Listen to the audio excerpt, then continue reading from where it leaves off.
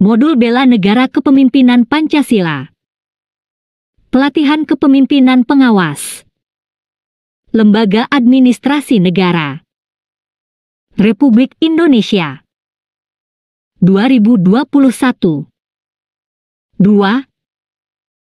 Hak Cipta Simbol Hak Cipta pada Bela Negara Kepemimpinan Pancasila Modul Pelatihan Kepemimpinan Administrator Tim Pengarah Substansi 1 Dr. Adi Suryanto, MC2. Dr. Muhammad Taufik, DA3. Erna Irawati, Kesos, M. Pol. AD.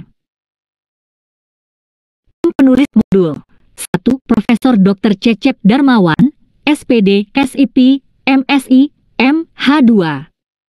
Haryo B. Rahmadi, C. MC, Han, 3. Geri Gugustomo, SIP, MC, Han, 4. Fajri Hasan, SCSY, M. Han. Reka cetak. Cover Jakarta, LAN 2021 Yes Band. Lembaga Administrasi Negara edisi tahun 2021 Lembaga Administrasi Negara Republik Indonesia Jalan Veteran Nomor 10 Jakarta 10110 Tel 6221 386820106X193 197 fax 6221 3800188. I. Kata pengantar. Pembangunan SDM aparatur ditujukan pada SDM aparatur yang memiliki integritas, profesional, netral dan bebas dari intervensi politik, bersih dari praktik KKN, mampu menyelenggarakan pelayanan publik bagi masyarakat dan mampu menjalankan peran sebagai unsur perekat persatuan dan kesatuan bangsa berdasarkan Pancasila dan Undang-Undang Dasar Negara Republik Indonesia tahun 1945. Selain itu, pembangunan SDM juga diarahkan agar mampu beradaptasi terhadap perubahan global yang sangat dinamis. Oleh karena itu, penyiapan SDM aparatur ke depan harus diarahkan pada peningkatan daya saing yang komprehensif baik terkait penguatan teknologi, infrastruktur, dan sistem, maupun penguatan terhadap penguasaan pengetahuan, networking, dan kolaborasi. Kunci keberhasilan dari semua unsur tersebut terletak pada kualitas sumber daya manusia yang akan berperan sebagai penggerak utamanya. Seorang pemimpin berkewajiban menjadi pioner yang menyiapkan institusinya menjadi organisasi yang siap digital. Menemukan inovasi digital peningkatan kualitas layanan publik. Organisasi stakeholder dengan memanfaatkan teknologi informasi. Mensinergikan kolaborasi tim berbasis teknologi informasi seperti Internet of Things, Big Data, Artificial Intelligence, Cloud Computing, dan Additive Manufacturing. Kemampuan pemimpin yang memahami dengan baik bagaimana meningkatkan kualitas kompetensi tim, menguatkan komitmen tim serta menyatukan semua potensi tim dengan memanfaatkan teknologi informasi yang berkesinambungan. Perubahan mendasar yang saat ini sedang terjadi di dunia yaitu revolusi industri 4.0 di mana teknologi informasi menjadi hal yang tidak dapat dipisahkan dari kegiatan sehari-hari juga membawa pengaruh terhadap pengembangan kompetensi ASN. Perkembangan teknologi informasi mengubah bisnis proses di segala bidang dan menjadikan kegiatan yang semula dilakukan secara manual dapat dilakukan melalui teknologi informasi. Dalam dunia bisnis, pelaku usaha tidak perlu memiliki modal yang berwujud untuk dapat memulai sebuah bisnis sedangkan dari konsumen segala transaksi dapat dilakukan melalui online.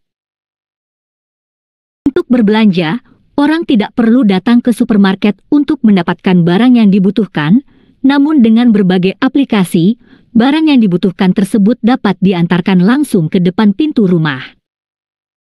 2. Demikian juga dengan pembelajaran, orang tidak perlu datang ke tempat pelatihan, namun tetap dapat mengikuti pembelajaran melalui model pembelajaran e-learning. Hal ini tentu membawa pengaruh perubahan mindset dalam pengembangan kompetensi ASN, di mana pembelajaran jarak jauh melalui e-learning menjadi hal yang tidak dapat dihindarkan.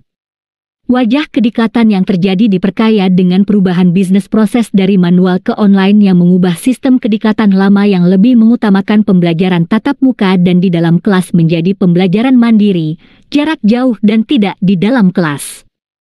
Lembaga administrasi negara sebagai instansi pembina pelatihan harus melakukan berbagai penyesuaian sesuai dengan tuntutan zaman. Memenuhi tuntutan tersebut, maka perubahan mendasar dalam penyiapan kompetensi bagi pejabat pengawas telah dilakukan oleh lembaga administrasi negara melalui perubahan kurikulum dan bahan ajar. Akhir kata, kami atas nama Lembaga Administrasi Negara mengucapkan terima kasih pada tim penulis yang telah meluangkan waktu dan pikiran sehingga bahan ajar ini dapat hadir di tengah-tengah Bapak dan Ibu peserta pelatihan. Kami berharap bahan ajar ini dapat menjawab tuntutan pembelajaran dan membawa manfaat bagi pembacanya. Namun demikian, kami menyadari bahwa bahan ajar ini masih jauh dari sempurna, maka kami membuka lebar terhadap masukan dan saran perbaikan atas isi bahan ajar ini. Demikian, selamat membaca. Semoga bermanfaat. Daftar isi. Antar. I. Daftar isi 2. Daftar tabel 4. Daftar gambar. V. Bab 1. Pendahuluan. 1a. Latar belakang. 1b. Deskripsi singkat. 4c. Tujuan pembelajaran. 4. Indikator keberhasilan. 4. Materi pokok dan materi. 4 bab 2 materi. 6a. Persepsi publik mengenai lingkup dan wujud cinta tanah air dalam perspektif wawasan Nusantara dan kearifan lokal. 6.1. Indikator keberhasilan. 6.2. Pengertian persepsi publik. 6.3. Lingkup dan wujud cinta tanah air. 7.4. Wawasan Nusantara dan kearifan lokal. 10.5. Latihan. 13.6. Rangkuman. 14. 7. Umpan balik dan tindak lanjut. 14. B. Preferensi publik dalam kerangka tujuan negara sebagai amanat konstitusi. 14.1. Indikator keberhasilan. 14.2. Pengertian preferensi publik. 14.3. Tujuan negara sebagai amanat konstitusi. 15.4. Sistem pemerintahan Indonesia. 25. Latihan. 22.6. Rangkuman. 23.7. Umpan balik dan tindak lanjut. 23. 3. Aspirasi publik dalam perspektif sila-sila Pancasila. 23.1. Indikator keberhasilan. 23.2. Pengertian aspirasi publik. 23.3. Sila-sila Pancasila. 25.4. Latihan. 28.5. Rangkuman. 29.6. Umpan balik dan tindak lanjut. 29D. Penerapan kepemimpinan dan nilai-nilai dasar bela negara dalam kompetisi dan konflik kepentingan. 29. 1. Indikator keberhasilan. 29. 2. Pengertian dan implementasi kepemimpinan. 29.3. Nilai-nilai dasar bela negara. 34.4. Kompetisi dan konflik kepentingan. 38.5. Latihan. 46. Rangkuman. 41.7. Umpan balik dan tindak lanjut. 42E. Metaplan manajemen perubahan guna membangun integritas pelayanan publik berbasis kerangka berpikir nilai-nilai dasar bela negara sebagai wujud kepemimpinan Pancasila. 42.1. Indikator keberhasilan. 42. 2. Implementasi wawasan kebangsaan dan nilai-nilai dasar bela negara dalam manajemen perubahan. 40.3. Hambatan etika, akuntabilitas, dan integritas pelayanan publik. 40.4. Wujud kewaspadaan nasional. 40.5. Latihan. 45.6. Rangkuman. 46.7. Umpan balik dan tindak lanjut. 46 bab 7 penutup. 47 daftar pustaka. 48. 4. Daftar tabel. Tabel 1. Sistem penilaian permainan merah putih. 41. V. 1. Bab 1 pendahuluan. A. Latar belakang kualitas dan kapasitas kepemimpinan merupakan fitur pokok yang wajib dimiliki oleh sumber daya manusia dari suatu organisasi. Seiring perjalanan waktu, regenerasi pasti diperlukan agar suatu organisasi dapat terus eksis dan mengimbangi dinamika perubahan. Saat itulah personel yang datang belakangan akan menerima tongkat estafet pengelolaan organisasi dari mereka yang telah menjelang masa purna tugas. Pada konteks ideal, segenap praktik dan keseharian organisasi menjadi sarana real pewarisan teladan dan geladi kepemimpinan personel organisasi. Namun demikian, banyak organisasi dengan sumber daya yang memadai akan melengkapi diri dengan pelatihan kepemimpinan. Lebih dari sekadar proses prosedural dan administratif dalam karir, pelatihan kepemimpinan menjadi sarana untuk mengembalikan organisasi kepada nilai-nilai ideal ketika terjadi deviasi praktik dalam kesehariannya. Dalam konteks pelatihan kepemimpinan bagi aparatur sipil negara, ASN,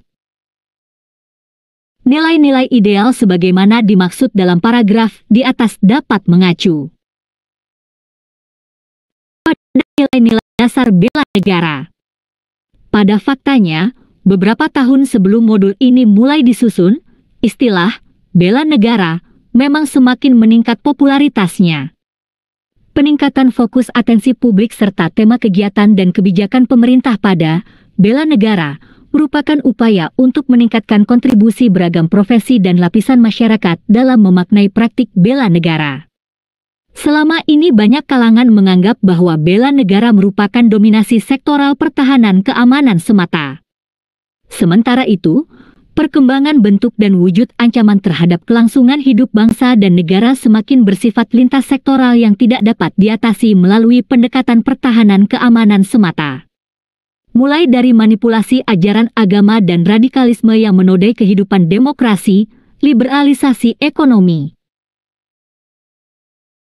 ketergantungan terhadap teknologi, pelunturan esensi kebudayaan bangsa, hingga yang mendampak kesiapan pertahanan keamanan nasional. Pelatihan kepemimpinan ASN dalam kaitannya dengan bela negara dengan demikian tidak hanya diharapkan untuk dapat menjebol stigma bela negara yang dominan sektoral pertahanan keamanan. Pelatihan ini diharapkan mampu menjadikan ASN sebagai agen pemberantasan bahaya laten ego sektoral agar dapat benar-benar menangkal beragam ancaman terhadap kelangsungan hidup bangsa dan negara yang semakin bersifat lintas sektoral.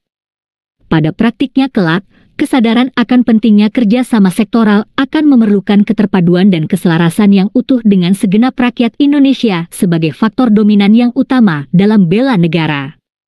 Disinilah makna sesungguhnya kepemimpinan yang perlu dibangun oleh ASN.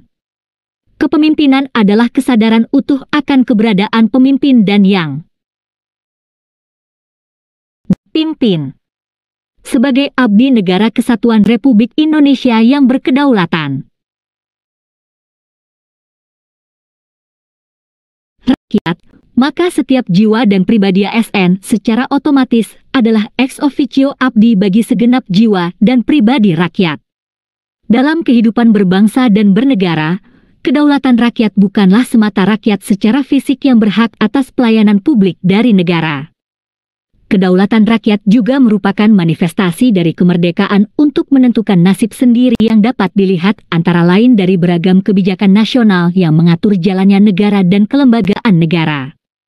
Oleh karena itu dalam tahapan pelatihan ini, kepemimpinan ASN akan difokuskan pada pengelolaan pelayanan publik yang baik dan benar sesuai kebijakan yang berlaku.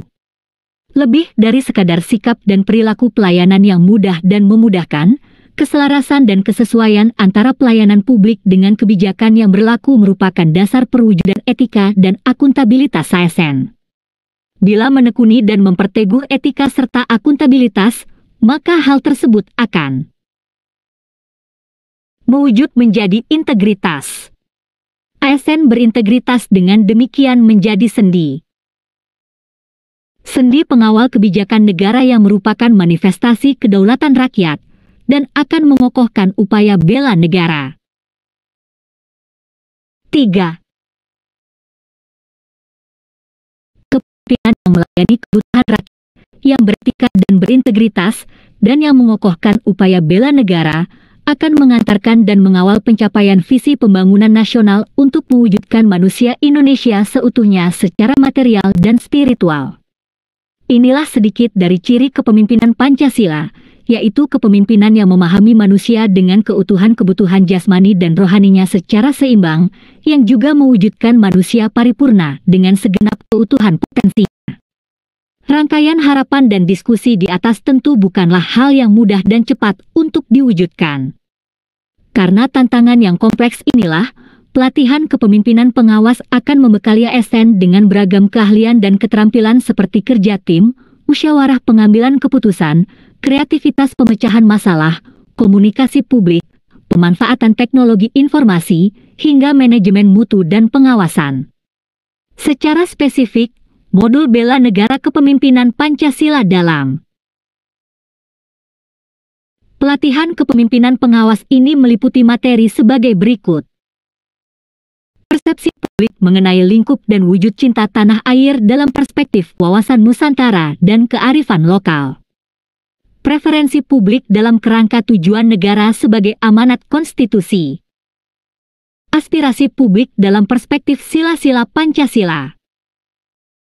Penerapan kepemimpinan dan nilai-nilai dasar bela negara dalam kompetisi dan konflik kepentingan.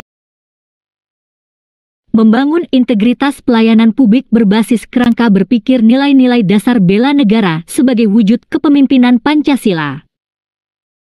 Tanpa keahlian dan kapasitas yang memadai, terlebih lagi ketika etika dan integritas dikesampingkan, maka kepemimpinan akan menjadi media pembibitan ambisi serta keahlian politik organisasi semata. Sebaliknya, segenap keahlian dan keterampilan tersebut diharapkan mencukupi fokus ASN dalam upaya mewujudkan etika dan integritas mereka dalam pelayanan publik sebagai wujud bela negara. 4. Deskripsi singkat mata pelatihan ini membekali peserta dengan kemampuan memahami persepsi publik mengenai lingkup tanah air dalam perspektif wawasan Nusantara, kearifan lokal, dan Pancasila, sistem pemerintahan Indonesia dalam kerangka tujuan negara, dengan mengaktualisasi kepemimpinan dan nilai-nilai dasar bela negara guna menangkal hambatan etika dan integritas pelayanan publik sebagai wujud kewaspadaan nasional. Tujuan pembelajaran. Setelah mengikuti pembelajaran ini, peserta diharapkan mampu menganalisis persepsi publik mengenai lingkup dan wujud cinta tanah air dalam perspektif wawasan Nusantara, kearifan lokal, dan Pancasila, sistem pemerintahan Indonesia dalam kerangka tujuan negara, dengan mengaktualisasi kepemimpinan dan nilai-nilai dasar bela negara dalam kompetisi dan konflik kepentingan dalam konteks aktual guna menangkal hambatan etika dan integritas pelayanan publik. Diktor berhasilan 1. Menjelaskan persepsi publik mengenai lingkup dan wujud cinta tanah air dalam perspektif wawasan Nusantara dan kearifan lokal. 2. Menjelaskan sistem pemerintahan Indonesia dalam kerangka tujuan negara sebagai amanat konstitusi. 3.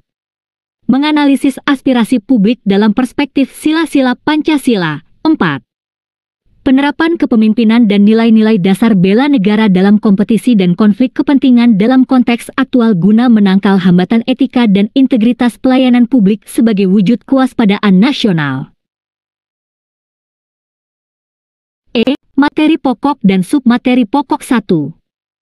Persepsi publik mengenai lingkup dan wujud cinta tanah air dalam perspektif wawasan Nusantara dan kearifan lokal. A. Pengertian persepsi publik. B. Lingkup dan wujud cinta tanah air. 5. C. Wawasan Nusantara dan kearifan lokal. 2. Preferensi publik dalam kerangka tujuan negara sebagai amanat konstitusi. A. Pengertian preferensi publik. B. Tujuan negara sebagai amanat konstitusi. C. Sistem pemerintahan Indonesia. 3. Aspirasi publik dalam perspektif sila-sila Pancasila. A. Pengertian aspirasi publik. B. Sila-sila Pancasila. 4. Penerapan kepemimpinan dan nilai-nilai dasar bela negara dalam kompetisi dan konflik kepentingan. A. Pengertian dan implementasi kepemimpinan. B. Nilai-nilai dasar bela negara. C. Kompetisi dan konflik kepentingan. 5. Metaplan manajemen perubahan guna membangun integritas pelayanan publik berbasis kerangka berpikir nilai-nilai dasar bela negara sebagai wujud kepemimpinan Pancasila. A. Implementasi wawasan kebangsaan dan nilai-nilai dasar bela negara dalam manajemen perubahan. B. Hambatan etika, akuntabilitas, dan integritas pelayanan publik. C. Wujud kewaspadaan nasional. 6. Bab 2 Materi. A. Persepsi publik mengenai lingkup dan wujud cinta tanah air dalam perspektif wawasan Nusantara dan kearifan lokal. 1. Indikator keberhasilan memahami persepsi publik mengenai lingkup dan wujud cinta tanah air dalam perspektif kearifan lokal dan wawasan Nusantara. 2. Pengertian persepsi publik dapat dilihat dari pengertian kedua kata, yakni persepsi dan publik. Kartono dan Gulo, 1987, menyebutkan bahwa pengertian persepsi dalam Kamus Psikologi adalah berasal dari bahasa Inggris perception yang artinya persepsi, penglihatan, tanggapan, adalah proses seseorang menjadi sadar akan segala sesuatu dalam lingkungannya melalui indera-indera yang dimilikinya, atau pengetahuan lingkungan yang diperoleh melalui interpretasi data indera.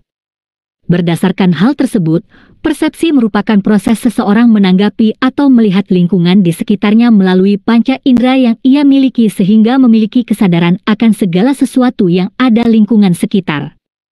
Rifai dan Mulyadi, 2013, bahwa persepsi adalah suatu proses yang ditempuh individu untuk mengorganisasikan dan menafsirkan kesan-kesan indera mereka agar memberikan makna bagi lingkungan mereka.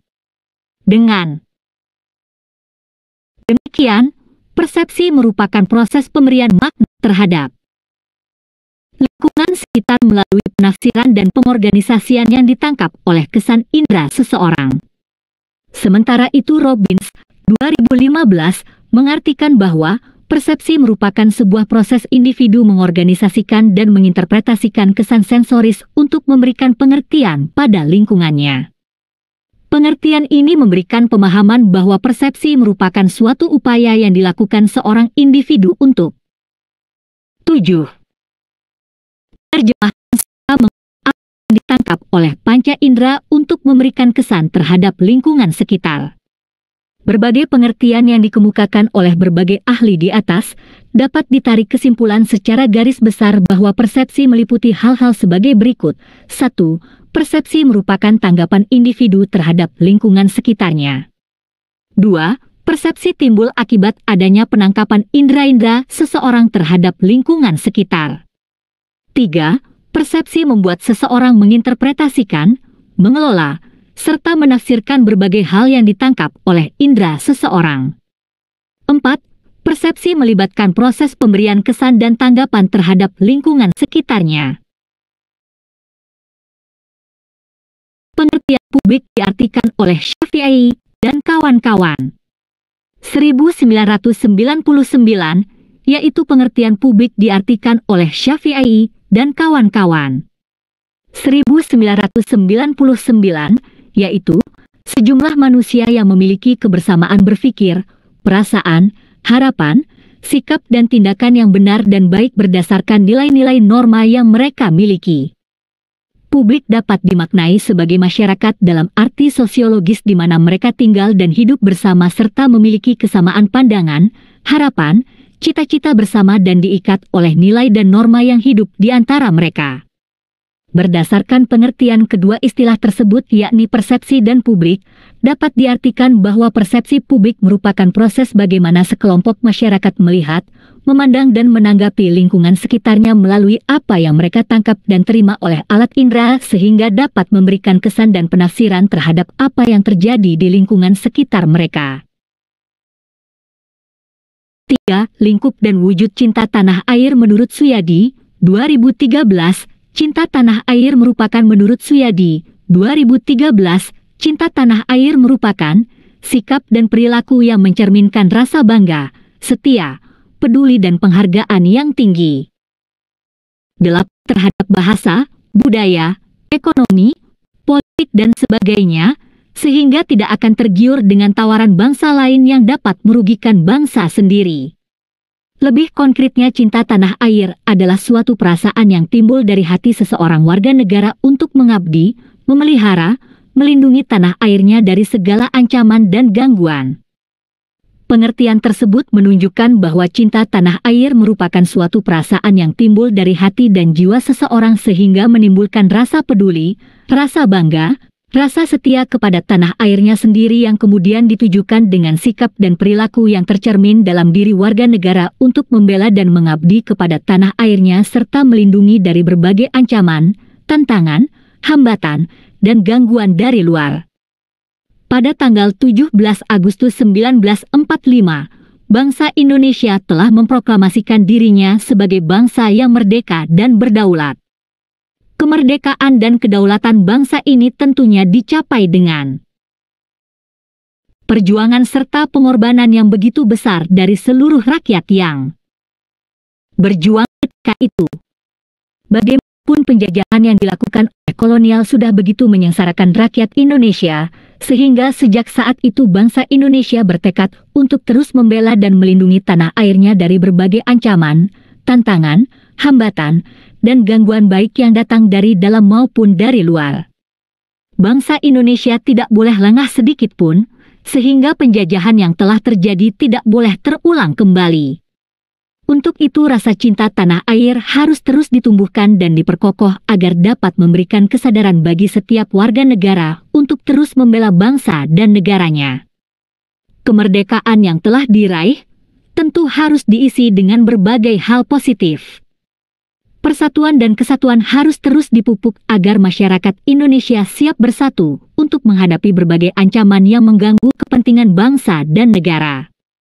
Warga negara pun harus terus mengembangkan pengetahuan dan keterampilan agar dapat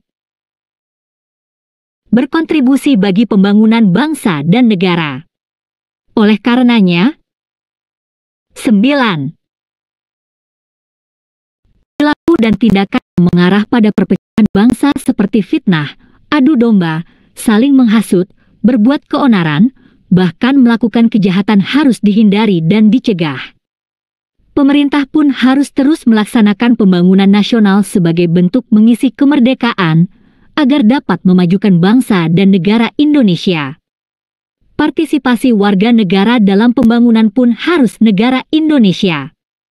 Partisipasi warga negara dalam pembangunan pun harus terus ditingkatkan, sehingga dapat memperoleh hasil pembangunan guna meningkatkan taraf peradaban bangsa dan negara. Dengan demikian, pembangunan nasional merupakan salah satu wujud dari cinta terhadap tanah air, bangsa dan negara. Adapun ciri-ciri dari sikap cinta terhadap tanah air diantaranya yaitu rela berkorban demi bangsa dan negara, memiliki rasa bangga terhadap bangsa dan negara, bangga berbahasa Indonesia, berkontribusi dan berpartisipasi dalam pembangunan nasional di berbagai bidang yang ditekuni, serta ikut serta dalam mempertahankan persatuan dan kesatuan bangsa dan negara Indonesia. Rasa cinta tanah air dari warga negara harus terus dibina dan ditingkatkan agar keutuhan bangsa dan negara dapat terjamin. Adapun upaya untuk meningkatkan rasa cinta tanah air dari warga negara dapat dilakukan melalui hal berikut. A. Menghargai dan menghormati jasa-jasa para pahlawan dan pejuang yang telah berkorban demi kemerdekaan bangsa dan negara dengan cara mempelajari dan meneladan sejarah perjuangan bangsa B. Memiliki sikap rela berkorban dan ikhlas untuk berpartisipasi dalam membela negara serta mempertahankan kedaulatan kemerdekaan bangsa dan negara. C. Selalu mendoakan untuk kebaikan dan kemajuan bagi bangsa dan negara. D. Berpartisipasi aktif dalam menjaga ketertiban, keamanan, dan ketentraman lingkungan sekitar. 10. E. Menjalankan pekerjaan atau tugas sebaik-baiknya sesuai dengan profesi masing-masing guna mengisi dan mendukung pembangunan nasional. F. Tidak melakukan tindakan dan perbuatan yang melawan hukum dan etika sosial.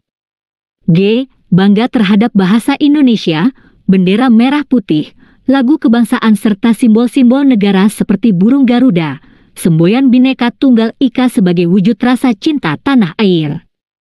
H. Ikut serta dalam mengharumkan nama bangsa dan mengangkat harkat martabat bangsa melalui prestasi-prestasi yang diraih atas nama bangsa dan negara di berbagai kegiatan baik nasional, regional, dan internasional. I. Ikut serta mengawasi jalannya pemerintahan sebagai wujud partisipasi aktif dalam negara demokrasi. J. Bangga terhadap produk dalam negeri dan menggunakan produk-produk tersebut dalam keseharian. Rasa cinta tanah air ini penting agar bangsa dan negara Indonesia aman dan damai, pembangunan nasional dapat berjalan dengan baik, serta kesejahteraan hidup masyarakat akan terus meningkat. Sebaliknya, apabila rasa cinta tanah air ini tidak dimiliki oleh setiap warga negara, maka bangsa dan negara ini akan mudah rapuh dan akan dihadapkan dengan konflik, kekacauan, bahkan dapat perang antar sesama saudara. Hal ini tentu akan membuat pembangunan nasional terhambat dan tidak berhasil dilakukan. Akibatnya kesejahteraan hidup masyarakat pun akan terancam. 4. Wawasan Nusantara dan kearifan lokal menurut Dwi Sulisworo dan kawan-kawan, 2012, kata wawasan mengandung arti pandangan, tinjauan, penglihatan atau tanggap indrawi, sedangkan istilah Nusantara dipergunakan untuk menggambarkan kesatuan wilayah perairan. 11 dan gugusan pulau-pulau Indonesia yang terletak di antara Samudra Pasifik dan Samudra Asia, serta di antara benua Asia dan benua Australia. Selanjutnya Dwi Sulisworo dan kawan-kawan, 2012, menjelaskan bahwa untuk membina dan menyelenggarakan kehidupan nasional, bangsa Indonesia merumuskan suatu landasan visional yang dapat membangkitkan kesadaran untuk menjamin persatuan dan kesatuan dalam kebinekaan yang menjadi cara pandang bangsa Indonesia tentang diri dan lingkungannya. Landasan visional ini dikenal dengan istilah wawasan kebangsaan atau wawasan nasional dan diberi nama wawasan Nusantara. Sementara itu Lemhanas dalam Setiawan, 2017, mengartikan wawasan Nusantara sebagai cara pandang bangsa Indonesia tentang diri dan lingkungannya berdasarkan ide nasionalnya yang dilandasi Pancasila dan UUD Negara Republik Indonesia 1945, yang merupakan aspirasi bangsa Indonesia yang merdeka, berdaulat dan bermartabat, serta menjiwai tata hidup dan tindak kebijaksanaannya dalam mencapai tujuan perjuangan nasional. Wawasan Nusantara merupakan konsepsi yang menekankan bagaimana melihat bangsa kita dalam berbagai aspek kehidupan dihadapkan dengan berbagai tantangan dan ancaman. Oleh karena itu wawasan Nusantara sering diartikan cara pandang bangsa Indonesia mengenai dirinya dan lingkungannya yang dikaitkan dengan potensi ideologi, politik, ekonomi, sosial budaya, dan pertahanan keamanan. Wawasan Nusantara juga merupakan faktor integrasi dalam menyelenggarakan berbagai fungsi-fungsi negara di berbagai bidang seperti politik, ekonomi, sosial budaya, dan pertahanan keamanan yang dapat menunjang pembangunan nasional. Oleh karenanya, wawasan Nusantara dapat menjadi petunjuk operasional dalam menyelenggarakan pemerintahan suatu negara. Wahyono, dalam Setiawan, 2017, menjelaskan bahwa konsepsi geopolitik khas Indonesia yang kemudian dirumuskan menjadi doktrin dasar yang diberi nama wawasan Nusantara adalah untuk mewujudkan negara. 12. Kesatuan Republik Indonesia sebagai suatu negara kepulauan yang dalam kesemestaannya merupakan satu kesatuan politik, ekonomi, sosial, budaya, dan pertahanan keamanan untuk mencapai tujuan nasional segenap potensi darat, laut, dan angkasa secara terpadu. Pengertian tersebut menegaskan bahwa wawasan Nusantara merupakan konsep geopolitik Indonesia. Wawasan Nusantara diartikan sebagai cara pandang serta sikap dari bangsa Indonesia untuk mengenal diri dan lingkungan sekitarnya dengan menjunjung tinggi semangat kebinekaan serta mengutamakan rasa persatuan dan kesatuan wilayah dalam berbagai aspek kehidupan negara seperti politik, ekonomi, sosial, budaya, dan pertahanan keamanan guna mencapai tujuan nasional. Suryo Sumarto, 1997, menjelaskan bahwa wawasan Nusantara adalah wawasan nasional Indonesia dalam mencapai tujuan nasional yang bersumber pada Pancasila dan UUD NRI tahun 1945 yang mengandung nilai-nilai keutuhan, integralistik, kekeluargaan, dan keserasian. Wawasan Nusantara dikembangkan dengan mempertimbangkan a. Kondisi geografis wilayah NKRI yang dikenal dengan nama Nusantara yang terdiri dari perairan yang luas dengan lebih dari 17.000 pulau, terletak pada khatulistiwa, di antara dua benua dan dua samudera, dengan segala ciri-cirinya, merupakan ruang hidup seluruh bangsa Indonesia. B. Rakyat Indonesia yang sangat beraneka ragam suku, etnis, agama, bahasa, budaya, dan adat istiadat sebagai penghuni Nusantara. C. Sejarah perjuangan bangsa yang merupakan pengalaman pahit, terpecah belah dan dijajah bangsa lain dari 300 tahun. Kondisi geografis negara Indonesia memberikan konsekuensi beragamnya kehidupan sosio-kultural bangsa Indonesia. Kondisi ini menjadi potensi untuk menghasilkan berbagai pengetahuan baru yang bersumber dari kehidupan sosio-kultural masyarakat sekitar. Pengetahuan inilah yang nantinya menghasilkan konsep kearifan lokal, local wisdom. Masyarakat Indonesia yang mengalami kondisi sosio-historis yang sama membuat 13. Kearifan lokal dapat menjadi sarana dalam mempererat rasa persatuan dan kesatuan bangsa dan negara. Hal ini tentu akan menumbuhkan pengetahuan wawasan Nusantara yang bersumber dalam berbagai budaya Indonesia.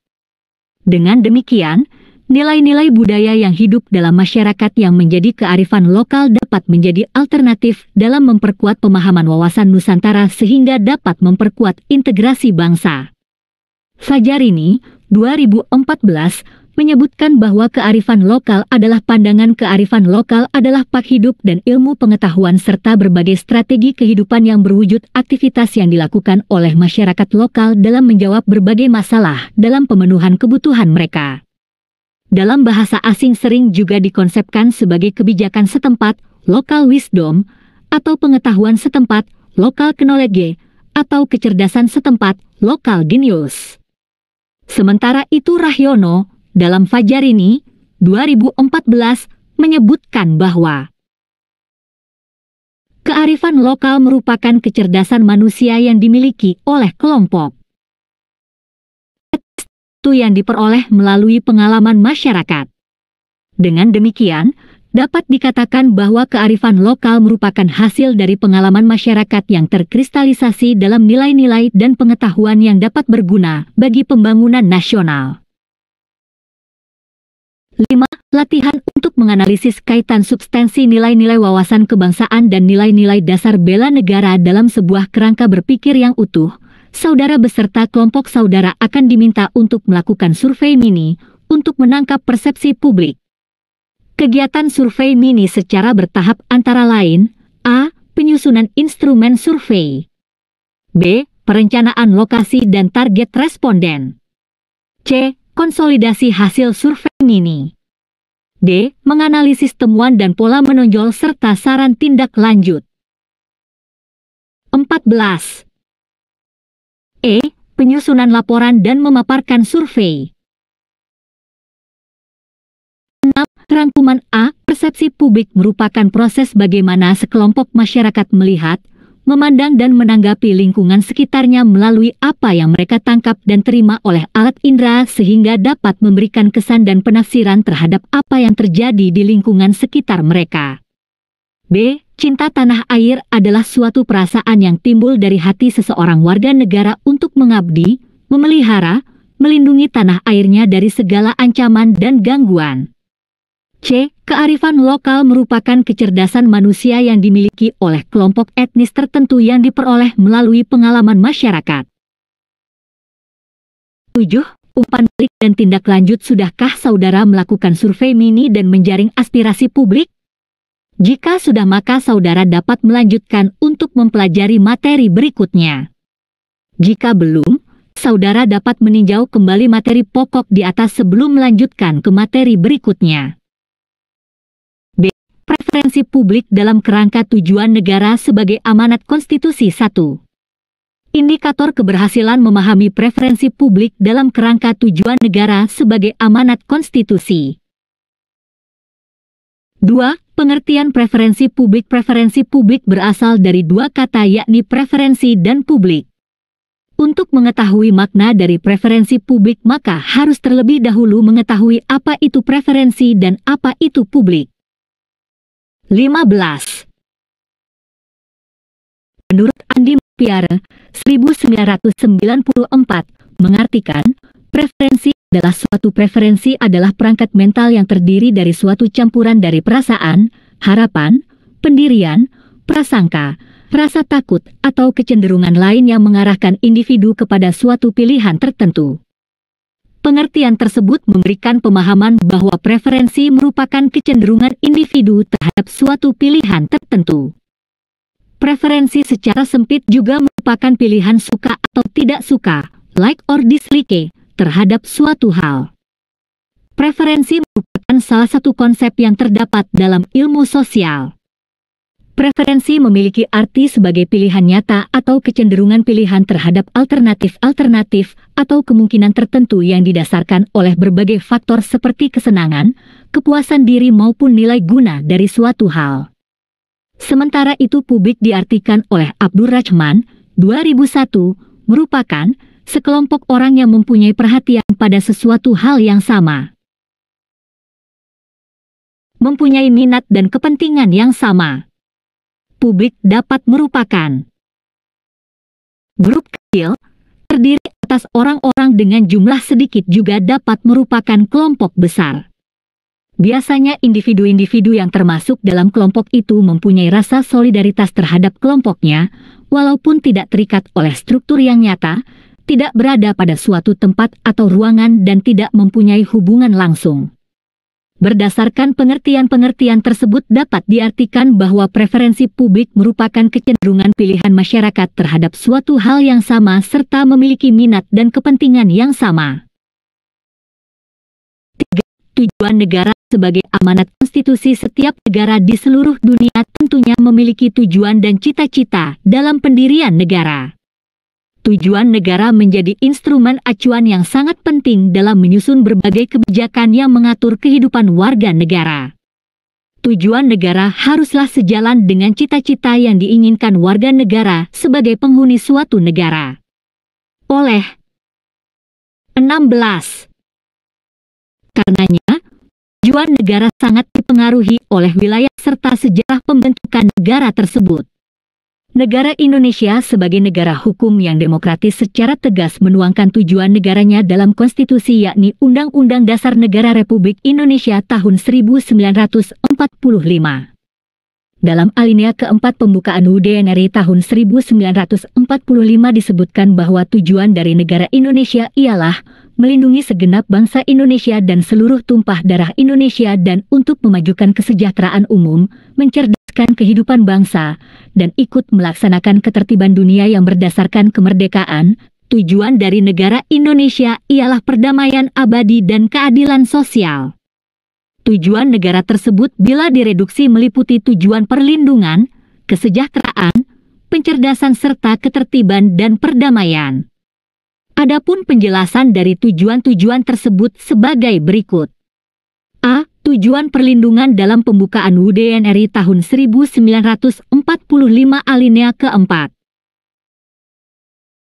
Disebutkan bahwa tujuan negara Indonesia yang pertama ialah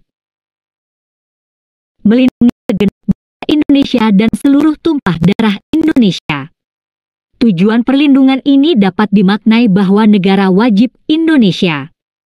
Tujuan perlindungan ini dapat dimaknai bahwa negara wajib melindungi segala hal atau komponen yang membentuk bangsa Indonesia, diantaranya yaitu rakyat, sumber daya alam, sumber daya manusia, sumber daya buatan, serta nilai-nilai, norma, dan budaya yang hidup di masyarakat.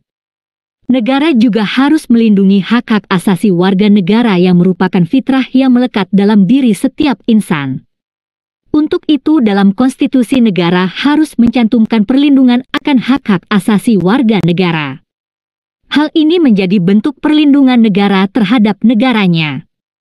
Akan tetapi kewajiban membela dan melindungi bangsa dan negara Indonesia bukanlah tugas negara atau pemerintah semata. Dibutuhkan pula peran dan partisipasi warga negara dalam melindungi segenap bangsa Indonesia dan seluruh tumpah darah. 17. Indonesia. Dengan demikian, konsep hak asasi warga negara di Indonesia dibarengi juga dengan konsep kewajiban asasi yang harus dijalankan oleh setiap warga negaranya. Adapun salah satu bentuk dari warga negara untuk membela dan melindungi negara ialah dengan melakukan bela negara sesuai dengan kemampuan yang dimiliki masing-masing. Namun yang paling utama ialah setiap warga negara harus memiliki rasa cinta terhadap tanah airnya dan juga bela negara. Tujuan kesejahteraan dalam tahun 1940 yang kedua ialah tujuan kesejahteraan umum. Tujuan kesejahteraan ini dapat dimaknai bahwa negara harus memberikan kesejahteraan bagi setiap warga negaranya dalam berbagai aspek baik materi maupun sejahtera lahir dan batin. Secara material, negara harus memenuhi ketiga aspek yang dibutuhkan oleh setiap warga negara, yakni sandang, pangan, dan papan. Ketiga aspek ini merupakan hal utama yang sangat dibutuhkan oleh setiap warga negara. Di samping itu negara juga harus menjamin kesejahteraan lahir dan batin warga negaranya. Kesejahteraan lahir dan batin ini meliputi terciptanya rasa aman, rasa nyaman, rasa tenteram dan damai, saling menghormati, saling menghargai hak orang lain, gotong royong, saling tolong-menolong, toleransi, menjalankan kewajibannya serta terciptanya masyarakat yang adil dan makmur. Terlebih di era persaingan ekonomi nasional, internasional dan global, negara Indonesia harus siap bersaing guna mencapai kesejahteraan masyarakatnya. C. Tujuan pencerdasan. 18. Dalam pembukaan dari tahun 1945 alinea keempat disebutkan bahwa tujuan negara Indonesia yang ketiga ialah mencerdaskan kehidupan bangsa. Tujuan pencerdasan ini dapat dimaknai bahwa negara harus menjamin setiap warga negaranya untuk memperoleh pendidikan yang layak dan berkualitas. Pendidikan merupakan aspek penting dalam pembangunan manusia Indonesia. Hal ini sebagaimana termaktub dalam Pasal 3 Undang-Undang Nomor 20 Tahun 2003 tentang Sistem Pendidikan Nasional bahwa pendidikan nasional berfungsi mengembangkan kemampuan dan membentuk watak serta peradaban bangsa yang bermartabat dalam rangka mencerdaskan kehidupan bangsa, bertujuan untuk berkembangnya potensi peserta didik agar menjadi manusia yang beriman dan bertakwa kepada Tuhan Yang Maha Esa, berakhlak mulia, sehat, berilmu, cakap, kreatif, mandiri, dan menjadi warga negara yang demokratis serta bertanggung jawab. Dengan demikian, tujuan pencerdasan ini tidak hanya berfungsi untuk mencerdaskan kehidupan bangsa, melainkan juga membentuk manusia Indonesia yang memiliki karakter atau watak yang berbudi luhur. Pemerintah harus menjamin dan memastikan kualitas pendidikan di Indonesia. Kualitas pendidikan yang baik akan menentukan kualitas sumber daya manusia yang baik pula. Akan tetapi tugas mencerdaskan sumber daya manusia yang baik pula. Akan tetapi tugas mencerdaskan kehidupan bangsa bukan serta-merta merupakan tugas pemerintah. Setiap warga negara pun harus memiliki motivasi untuk meraih jenjang pendidikan setinggi-tingginya. Hal ini tentunya demi terciptanya masyarakat yang cerdas dan berkarakter, sehingga dapat menunjang proses pembangunan dan kemajuan negara. Dengan demikian, pendidikan dapat menjadi jembatan untuk meningkatkan taraf hidup sebuah bangsa dan negara. Tujuan ketertiban dan perdamaian. 19.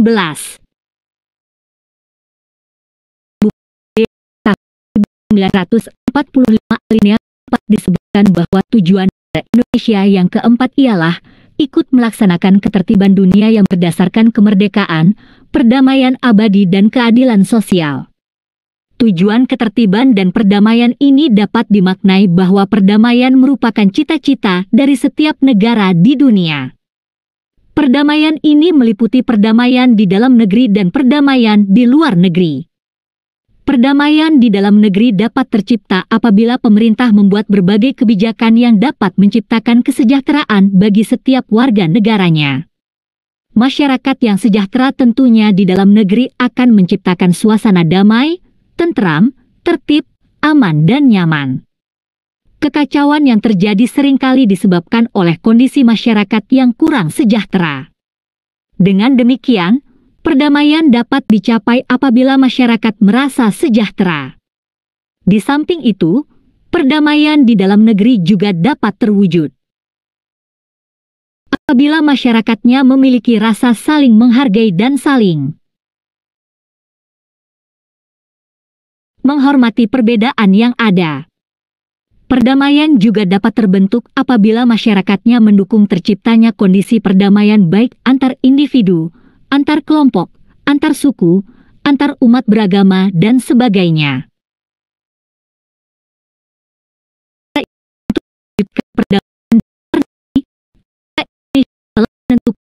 Politik luar negerinya sendiri yakni politik bebas aktif. Bebas berarti negara Indonesia bebas-bebas menentukan sikapnya serta tidak memihak kepada salah satu blok kekuatan yang ada di dunia. Sementara aktif berarti bahwa negara Indonesia secara aktif ikut terlibat dalam berbagai upaya untuk mewujudkan perdamaian di dunia. Politik luar negeri bebas aktif inilah yang menjadi landasan bagi negara Indonesia untuk menjalin hubungan kerjasama dengan negara lain dalam ikut serta menciptakan ketertiban dunia yang berdasarkan kemerdekaan, nilai-nilai perdamaian, serta keadilan sosial. 20. Itulah berbagai tujuan negara Republik Indonesia yang merupakan amanat konstitusi yang harus dijalankan baik oleh pemerintah maupun oleh setiap warga negaranya. Tujuan ini merupakan tanggung jawab bersama yang harus dicapai agar kehidupan masyarakat selaras dengan cita-cita bangsa dan negara Indonesia.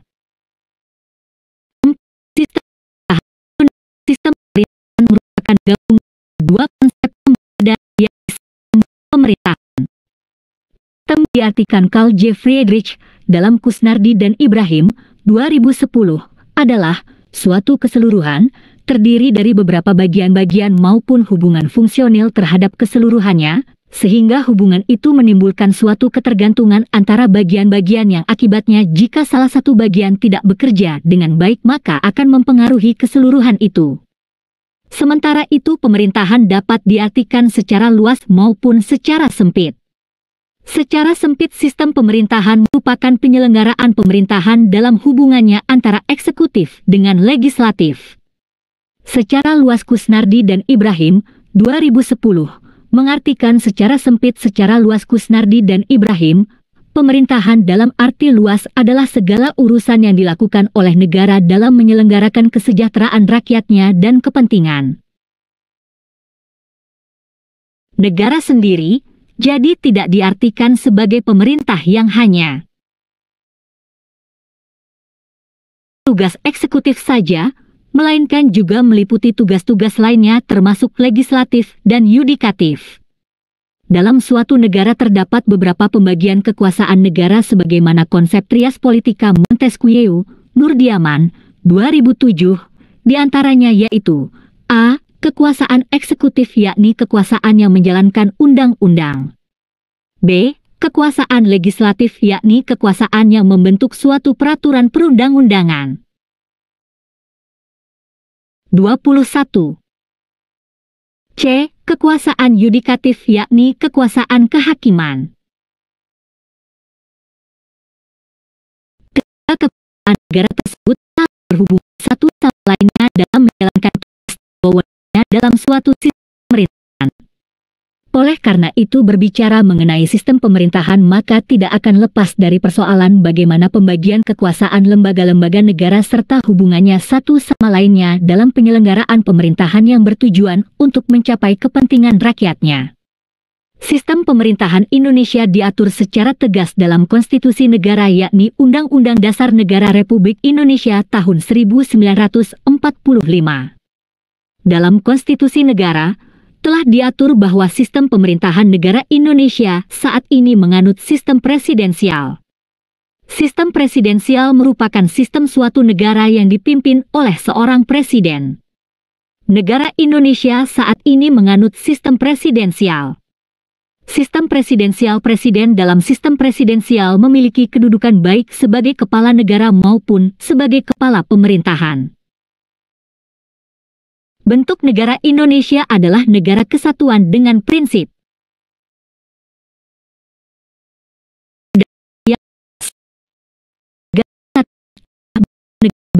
yang diselenggarakan sebagai satu kesatuan menempatkan pemerintah pusat sebagai otoritas tertinggi sedangkan wilayah-wilayah administratif di bawahnya menjalankan kekuasaan yang didelegasikan pemerintah pusat. Redaksi Indonesia Go ID 2017. Mahfud MD dalam Novianti 2013 menyebutkan ciri-ciri atau prinsip-prinsip dalam sistem presidensial sebagai berikut. A. Kepala negara menjadi kepala pemerintahan.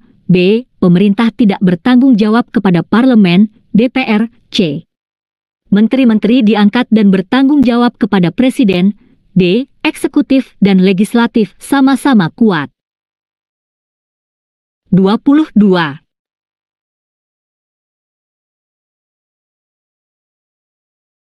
Hal yang dikemukakan Novianti 2013 bahwa terdapat beberapa prinsip pokok dalam sistem pemerintahan presidensial, diantaranya yaitu A. Terdapat pemisahan yang jelas antara kekuasaan eksekutif dan legislatif. Presiden merupakan eksekutif tunggal dan kekuasaan eksekutif tidak terbagi. B. Kepala pemerintahan adalah sekaligus kepala negara. C. Presiden mengangkat para menteri sebagai pembantu bawahan yang bertanggung jawab kepadanya. D. Anggota parlemen tidak boleh menduduki jabatan eksekutif dan sebaliknya. E. Presiden tidak dapat membubarkan parlemen. Dan F. Pemerintah bertanggung jawab kepada rakyat. Itulah beberapa konsep dalam sistem pemerintahan Indonesia dalam suatu ketatanegaraan Republik Indonesia yang dipraktikkan saat ini. Tentunya sistem pemerintahan Indonesia ini harus dipahami oleh masyarakat khususnya ASN dalam penyelenggaraan negara.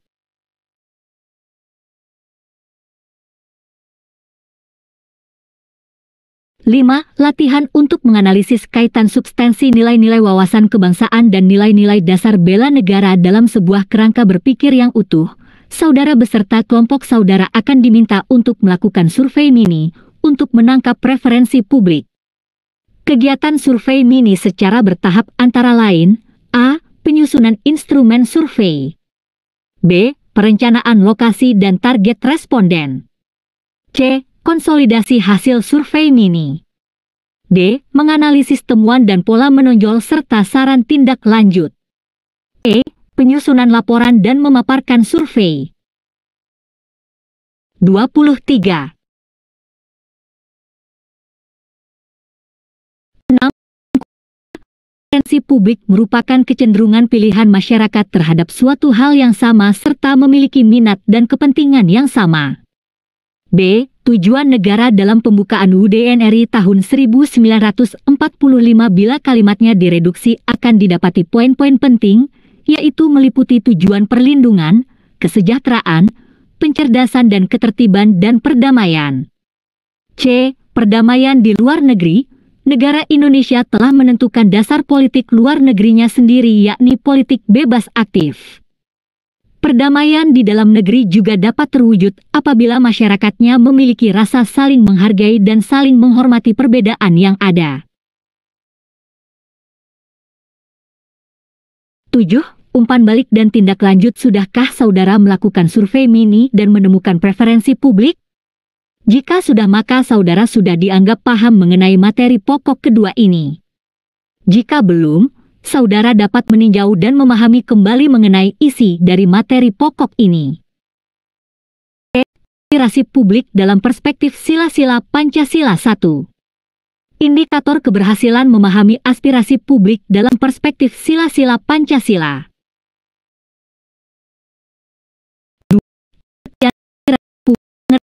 Aspirasi publik dari makna kedua istilah, yakni aspirasi dan publik. Echols dalam Zuhriansyah 2013 menyebutkan bahwa aspirasi dalam bahasa Inggris, aspiration, berarti cita-cita. Aspiration menurut kata dasarnya, aspire berarti cita-cita atau juga berkeinginan. Slameto dalam Langi 2016 mengartikan aspirasi adalah suatu keinginan yang kuat atau cita-cita. Dalam pengertian yang lain, aspirasi adalah harapan perubahan yang lebih baik dengan tujuan untuk meraih.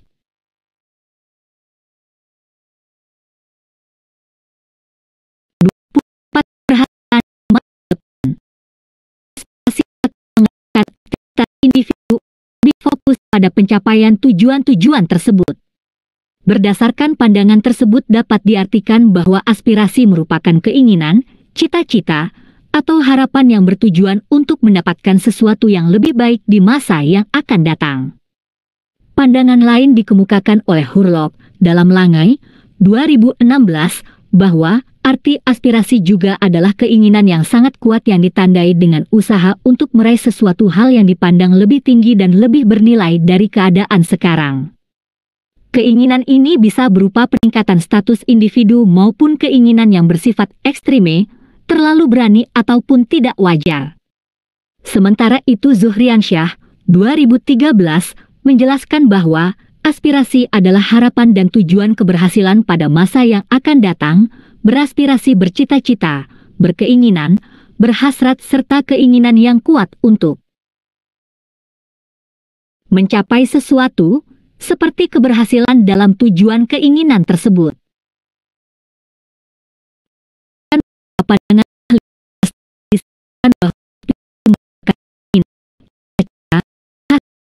yang kuat dari orang untuk meraih atau mencapai sesuatu yang lebih baik, yang lebih tinggi, dan lebih bernilai. Publik sendiri dapat dimaknai secara sempit, yakni berarti masyarakat. Langi 2016 mengartikan aspirasi publik masyarakat adalah sejumlah gagasan ide berupa kebutuhan masyarakat dalam suatu forum formalitas dari lapisan masyarakat manapun dan ada keterlibatan langsung dalam bentuk produk, jasa, pelayanan, dan lain sebagainya yang wajib untuk bisa dipenuhi sehingga dapat mencapai kesejahteraan yang dituangkan dalam bentuk usulan kegiatan pembangunan. Dengan demikian dapat diartikan bahwa aspirasi publik merupakan harapan, keinginan atau kebutuhan masyarakat akan suatu hal baik berupa barang, jasa, pelayanan dan sebagainya yang harus dipenuhi dalam hal ini oleh pemerintah guna mencapai tujuan masyarakat, yakni mencapai kesejahteraan. 25. 3. Sila-sila Pancasila dalam pembukaan UUD NRI tahun 1945 terdapat rumusan sila-sila Pancasila yang telah disepakati oleh para pendiri bangsa. Adapun sila-sila tersebut diantaranya yaitu 1. Ketuhanan yang Maha Esa. 2. Kemanusiaan yang adil dan beradab. 3. Persatuan Indonesia. 4. kerakyatan yang dipimpin oleh hikmat kebijaksanaan dalam permusyawaratan perwakilan. 5. Keadilan sosial bagi seluruh rakyat Indonesia. Sila-sila Pancasila tersebut pada dasarnya merupakan satu kesatuan nilai yang menjadi dasar bagi kehidupan masyarakat Indonesia. Kelima sila Pancasila digali dan dirumuskan dari berbagai nilai yang hidup dan tumbuh di masyarakat. Untuk itu setiap sila-sila Pancasila mencerminkan kepribadian dan pandangan hidup bangsa dan negara Indonesia. Adapun nilai-nilai yang terkandung dalam sila-sila Pancasila dijelaskan sebagai berikut. 1. Sila pertama, Ketuhanan yang Maha Esa. Sila Ketuhanan yang Maha Esa dalam Pancasila pada prinsipnya menegaskan bahwa bangsa Indonesia dan setiap warga negara harus mengakui adanya Tuhan. Oleh karena itu, setiap orang dapat menyembah Tuhannya sesuai dengan keyakinannya masing-masing. Segenap rakyat Indonesia mengamalkan dan menjalankan agamanya dengan cara yang beradab, yaitu hormat menghormati satu sama lain. Negara menjamin kemerdekaan tiap-tiap penduduk untuk memeluk agamanya masing-masing dan untuk beribadat menurut agamanya dan kepercayaannya. Negara Indonesia adalah satu negara yang berTuhan. Dengan demikian, segenap agama yang ada di Indonesia 26. Mendapat tempat dan perlakuan yang sama dari negara. Badan Sosialisasi MPR RI, 2018. Adapun bentuk pengejawantahan dari sila pertama ini dalam Konstitusi Negara Indonesia yakni UUD RI tahun 1945, salah satunya tercantum dalam pasal 29 bahwa ayat 1. Negara berdasar atas tercantum dalam pasal 29 bahwa ayat 1.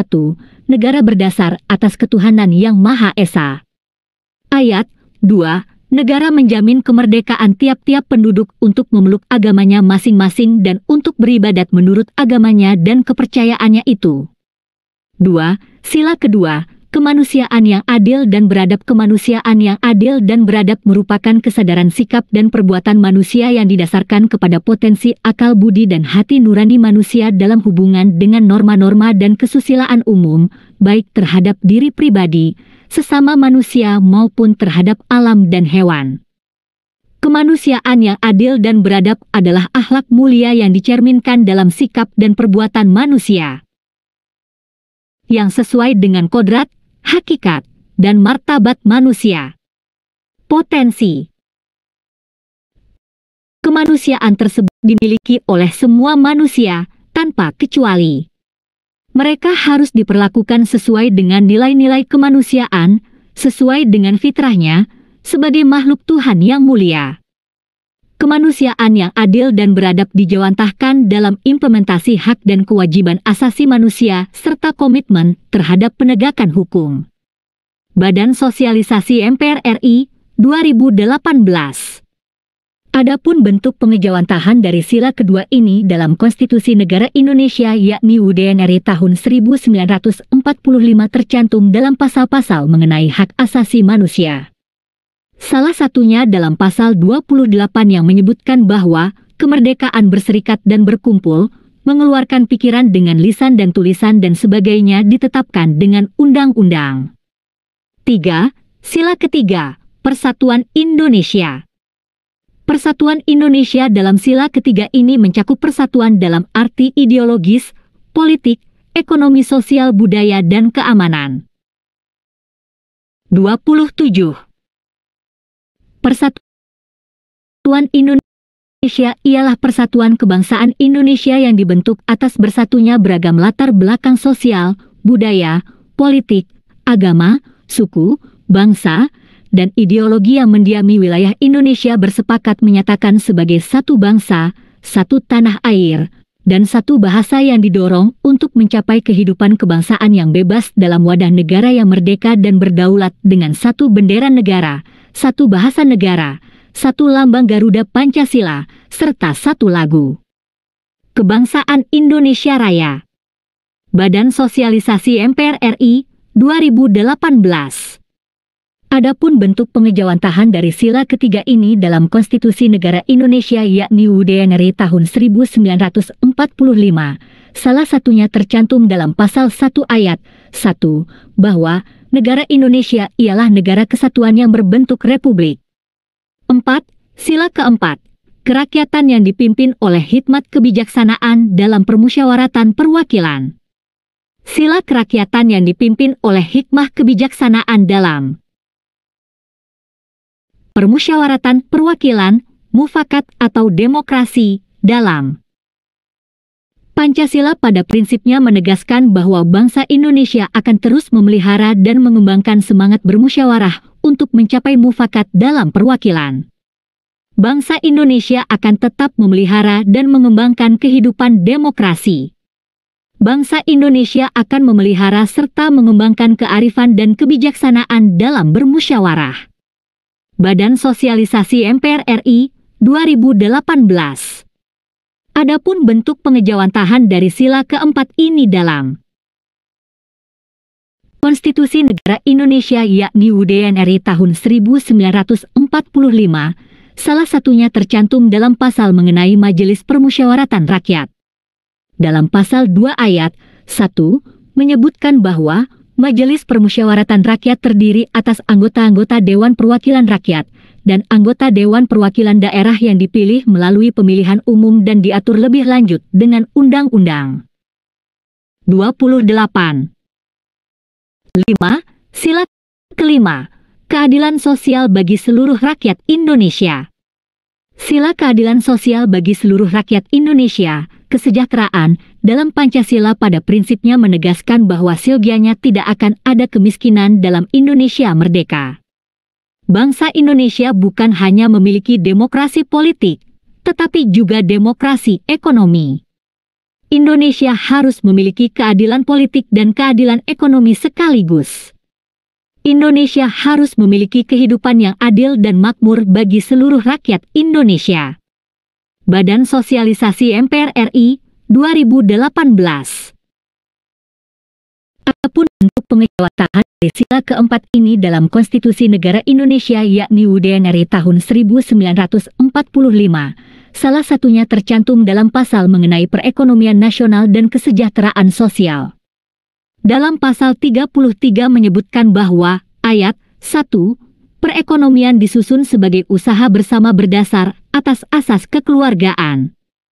Ayat 2, cabang-cabang produksi yang penting bagi negara dan yang menguasai hajat hidup orang banyak dikuasai oleh negara. Ayat 3, bumi dan air dan kekayaan alam yang terkandung di dalamnya dikuasai oleh negara dan dipergunakan untuk sebesar-besar kemakmuran rakyat. Ayat 4, perekonomian nasional diselenggarakan berdasar atas demokrasi ekonomi dengan prinsip kebersamaan, efisiensi berkeadilan, berkelanjutan, berwawasan lingkungan, kemandirian, serta dengan menjaga keseimbangan kemajuan dan kesatuan ekonomi nasional. 4. Latihan untuk menganalisis kaitan substansi nilai-nilai wawasan kebangsaan dan nilai-nilai dasar bela negara dalam sebuah kerangka berpikir yang utuh. Saudara beserta kelompok saudara akan diminta untuk melakukan survei mini untuk menangkap aspirasi publik. Kegiatan survei mini secara bertahap antara lain: A. Penyusunan instrumen survei. 29. B. Perencanaan lokasi dan target responden. C. Konsolidasi hasil survei mini. D. Menganalisis temuan dan pola menonjol serta saran tindak lanjut. E. Penyusunan laporan dan memaparkan survei. 5. Rangkuman A. Aspirasi merupakan keinginan, cita-cita, hasrat dan tekad yang kuat dari seseorang dengan tujuan untuk memperoleh, meraih, atau mencapai sesuatu yang lebih baik, yang lebih tinggi, dan lebih bernilai. B. Aspirasi publik merupakan harapan, keinginan atau kebutuhan masyarakat akan suatu hal baik berupa barang, jasa, pelayanan dan sebagainya yang harus dipenuhi dalam hal ini oleh pemerintah guna mencapai tujuan masyarakat yakni mencapai kesejahteraan. 6. Umpan balik dan tindak lanjut. Sudahkah saudara melakukan survei mini dan menyerap aspirasi publik? Jika sudah maka saudara sudah dianggap paham mengenai materi pokok kedua ini. Jika belum, saudara dapat meninjau dan memahami kembali mengenai isi dari materi pokok ini. B. Penerapan kepemimpinan dan nilai-nilai dasar bela negara dalam kompetisi dan konflik kepentingan 1. Indikator keberhasilan memahami penerapan kepemimpinan dan nilai-nilai dasar bela negara dalam kompetisi dan konflik kepentingan. 2. Pengertian dan implementasi kepemimpinan dalam sebuah penyelenggaraan organisasi. Peran seorang pemimpin sangat dibutuhkan untuk mengarahkan institusinya menuju visi yang hendak dicapai. Sehingga, keberadaan pemimpin dalam suatu organisasi merupakan bagian yang tidak bisa dipisahkan. 30. Hal senada diungkapkan oleh Darwis A. Youssef dalam Hajar dan kawan-kawan 2018 bahwa tidak ada peran lain dalam organisasi yang telah menarik begitu banyak perhatian seperti peran pemimpin. Posisi yang begitu vital menjadikan seorang pemimpin, leader, mendapat perhatian lebih dalam sebuah struktur organisasi. Hajar dan kawan-kawan 2018 berpendapat Hajar dan kawan-kawan 2018 berpendapat pemimpin adalah individu yang mampu mempengaruhi anggota kelompok atau organisasi guna mendorong kelompok atau organisasi tersebut mencapai tujuan-tujuannya. Pemimpin adalah seseorang yang memiliki kekuasaan untuk mempengaruhi dan mengorganisasikan orang lain untuk mewujudkan visi dan misi yang dimilikinya. Dengan demikian, sebuah organisasi yang telah masif dan mapan memerlukan seorang pemimpin yang kompeten dan bijak dalam mengambil sebuah keputusan. Bas, dalam Setiawan, dan kawan-kawan, 2010, mengemukakan bahwa, dalam situasi saat ini diperlukan para pemimpin organisasi yang mampu menghadapi perubahan secara berkesinambungan. Kepemimpinan merupakan sikap yang mesti dimiliki oleh segenap kandidat pemimpin di masa depan.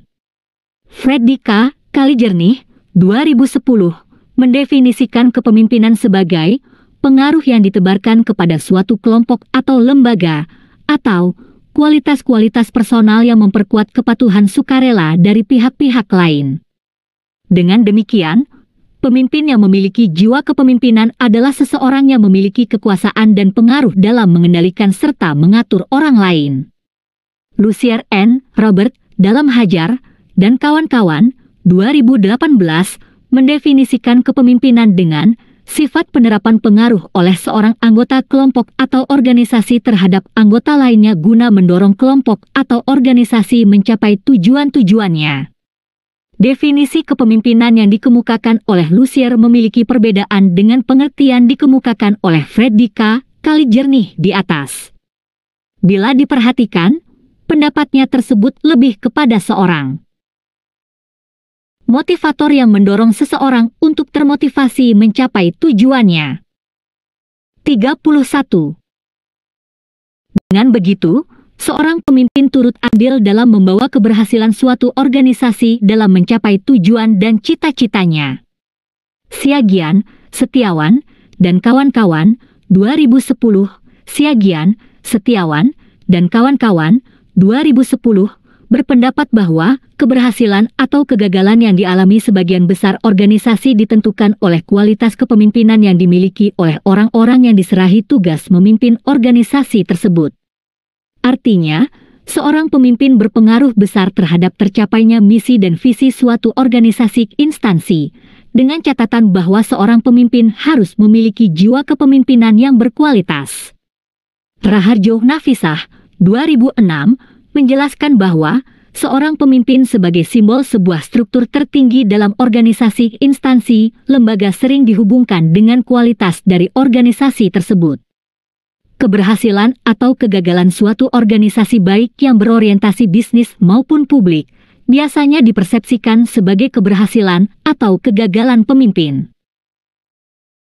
Lebih lanjut Raharjo Nafisah, 2006, menjelaskan bahwa keberhasilan seorang pemimpin akan menjadi representasi dari keberhasilan suatu organisasi, baik itu pencapaian maupun dalam penyelenggaraannya.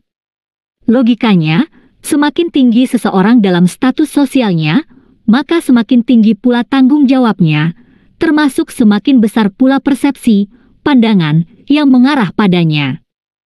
Pemimpin adalah objek persepsi, apakah akan dipersepsikan sebagai orang yang kredibel, juga tergantung pada pelaku persepsi, perceiver, dalam menyeleksi, mengorganisasikan, dan menafsirkan informasi yang diterimanya. Agar tujuan dari kepemimpinan itu terwujud, maka seorang pemimpin harus memiliki segenap kemampuan yang mumpuni dalam hal manajemen organisasi. Dalam hal ini, Rifai dan Mulyadi, dalam Salutondok Osugoto, 2015, menjelaskan bahwa kepemimpinan secara luas meliputi proses mempengaruhi dalam menentukan tujuan organisasi, memotivasi perilaku pengikut untuk mencapai tujuan, mempengaruhi interpretasi mengenai peristiwa-peristiwa para pengikutnya, pengorganisasian dan aktivitas. 32 aktivitas untuk mencapai sasaran, memelihara hubungan kerjasama dan kerja kelompok, perolehan dukungan dan kerjasama dari orang-orang di luar kelompok atau organisasi. Hal tersebut dapat dipandang sebagai kunci kesuksesan yang harus dimiliki oleh seseorang pemimpin.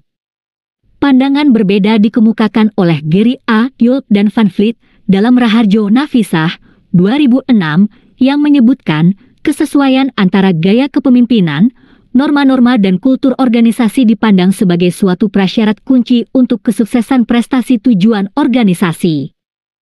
Pandangan tersebut mendukung adanya harmonisasi antara gaya kepemimpinan dengan kultur tempat yang dipimpinnya. Hal ini mengingatkan kita akan sikap kebijaksanaan, di mana seseorang dapat mengambil keputusan secara tepat dan menempatkan posisinya sesuai dengan konteks dan keadaan di waktu itu. Setiap keputusan dan tindakan dari seorang pemimpin, bila kita meninjau kembali pendapat Gary A. Yulp dan Van Vliet di atas, maka akan muncul suatu pertanggungjawaban kepemimpinan. Kesesuaian tersebut menandakan adanya kecermatan dalam setiap tindakan yang diperlukan seorang pemimpin.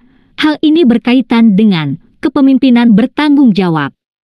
Waldman dan kawan-kawan, 2019, menjelaskan bahwa responsible leadership is an orientation or mindset taken by people in executive level positions toward meeting the needs of a fairness stakeholder, as such, it deals with defining those stakeholder, as assessing the legitimacy of their claims, and determining how those needs, expectations, or interests can and should best be served.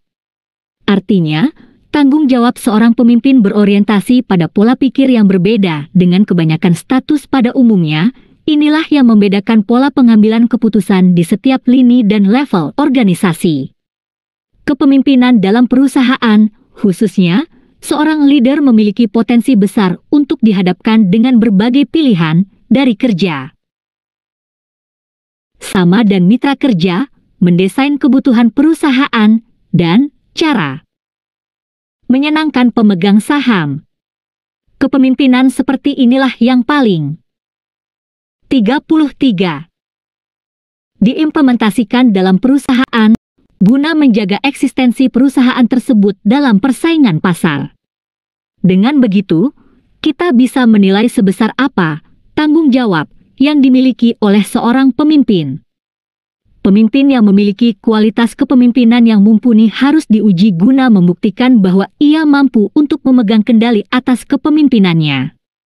Di sini, gaya kepemimpinan seseorang sangat mewarnai bagaimana ia mengelola organisasinya.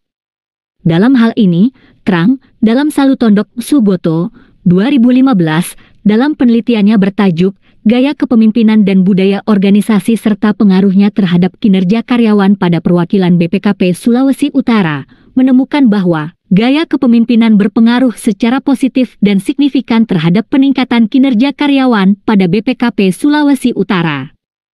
Artinya, pengimplementasian gaya kepemimpinan dalam suatu organisasi, dalam hal ini perusahaan, benar-benar dapat mempengaruhi kinerja karyawan.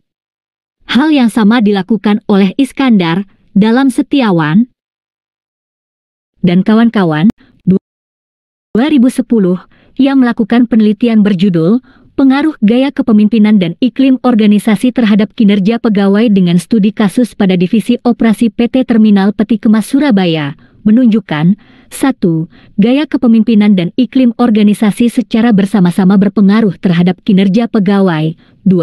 Gaya kepemimpinan mempunyai pengaruh yang lebih dominan daripada iklim organisasi terhadap kinerja pegawai.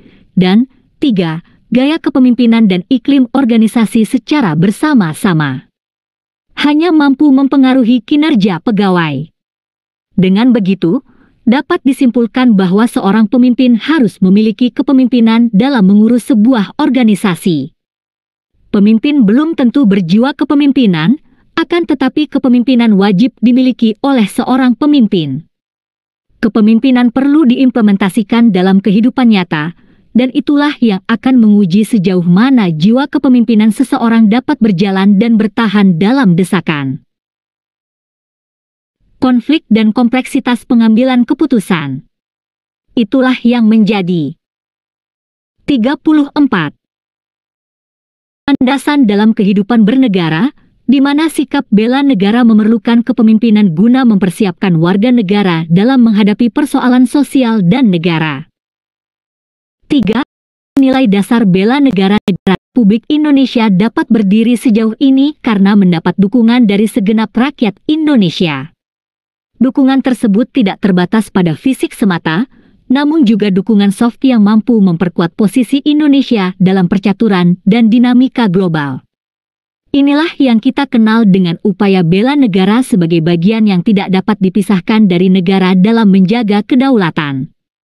Secara eksplisit, bela negara tertuang dalam pasal 27 ayat 3 Undang-Undang Dasar RI tahun 1945, isinya Undang Dasar RI tahun 1945, isinya, setiap warga negara berhak dan wajib ikut serta dalam upaya pembelaan negara. Bela negara ini tidak lain merupakan upaya dalam menjaga ketahanan dan keamanan negara, baik yang berasal dari internal maupun eksternal. Hal ini termaktub jelas dalam pasal 30 HUD Negara Republik Indonesia tahun 1945 di mana pada ayat 1 dijelaskan bahwa tiap-tiap warga negara berhak dan wajib ikut serta dalam usaha pertahanan dan keamanan negara. Dengan demikian, keterlibatan warga negara dalam upaya bela negara merupakan suatu keniscayaan sebagai ungkapan rasa cinta terhadap tanah air. Sehingga, pendidikan bela negara sangat diperlukan dalam menanamkan nilai-nilai bela negara kepada setiap warga negara. Idrus Affandi, dalam Swabwana, dan kawan-kawan, 2018, berharap dengan kehadiran pendidikan bela negara, dapat terbangun kesadaran kolektif bangsa Indonesia yang kuat dan kokoh. Kesadaran kolektif ini akan menjadi fundamental ketahanan negara di masa kini dan masa yang akan datang. Melalui pendidikan bela negara, nilai-nilai tentang bela negara diharapkan dapat terbangun dalam jiwa dan sanubari segenap rakyat Indonesia. Wantanas RI menyebutkan nilai-nilai dasar bela negara, sebagaimana yang dikutip dalam modul Lembaga Administrasi Negara yang 35 ditulis oleh Baseng dan kawan-kawan, 2019, meliputi 6 kelompok ruang lingkup nilai, dengan rincian penjelasan sebagai berikut. 1. Cinta tanah air. Cinta merupakan perasaan, rasa, yang tumbuh dari hati yang paling dalam tiap warga negara terhadap tanah air yakni Negara Kesatuan Republik Indonesia berdasarkan Pancasila dan UUD NRI tahun 1945. Untuk menumbuhkan nilai-nilai rasa cinta tanah air perlu memahami Indonesia secara utuh meliputi pengetahuan tentang sejarah perjuangan kemerdekaan Indonesia, potensi sumber daya alam, potensi sumber daya manusia serta posisi geografi yang sangat strategis dan terkenal dengan keindahan alamnya sebagai Zamrud Katulistiwa yang merupakan anugerah dari Tuhan Yang Maha Esa kepada bangsa Indonesia.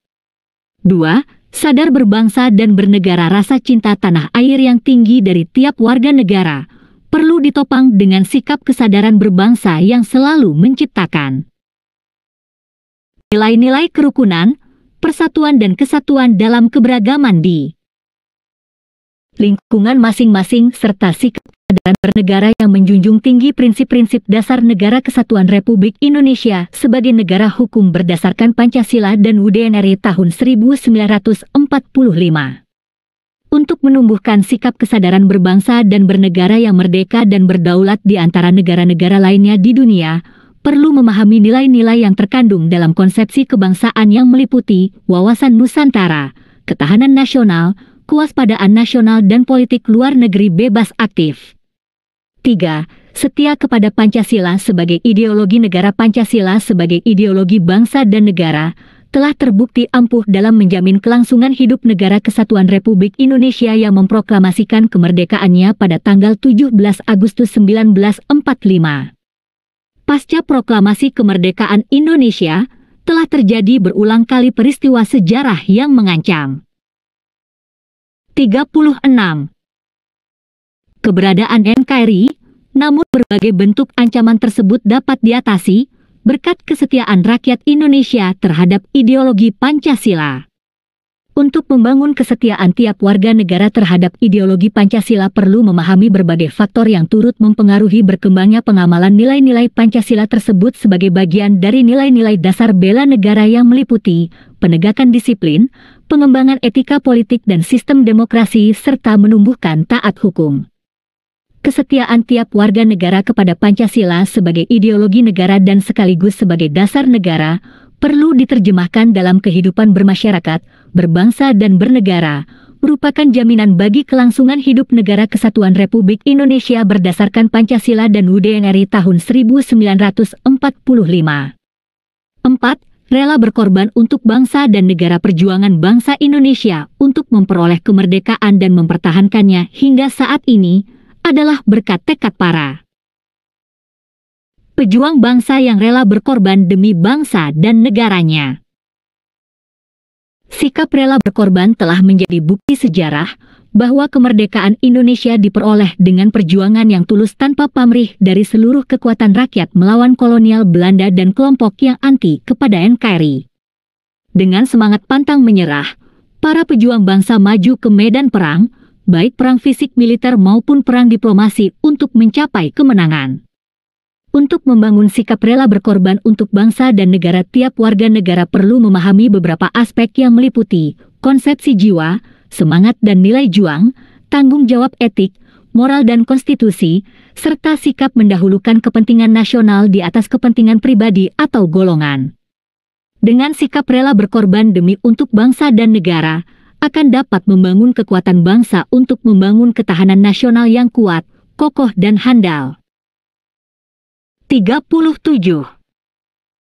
Serta menyukseskan pembangunan nasional berpijak pada potensi bangsa negara secara mandiri.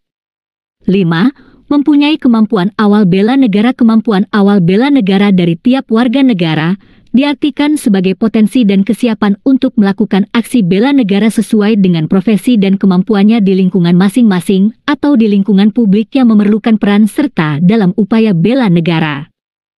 Pada dasarnya tiap warga negara mempunyai kemampuan awal bela negara berdasarkan nilai-nilai dasar bela negara dari aspek kemampuan diri seperti nilai-nilai percaya diri, nilai-nilai profesi dan sebagainya dalam mengantisipasi dan mengatasi berbagai bentuk KTGH melalui berbagai tindakan dalam bentuk sederhana hingga yang besar.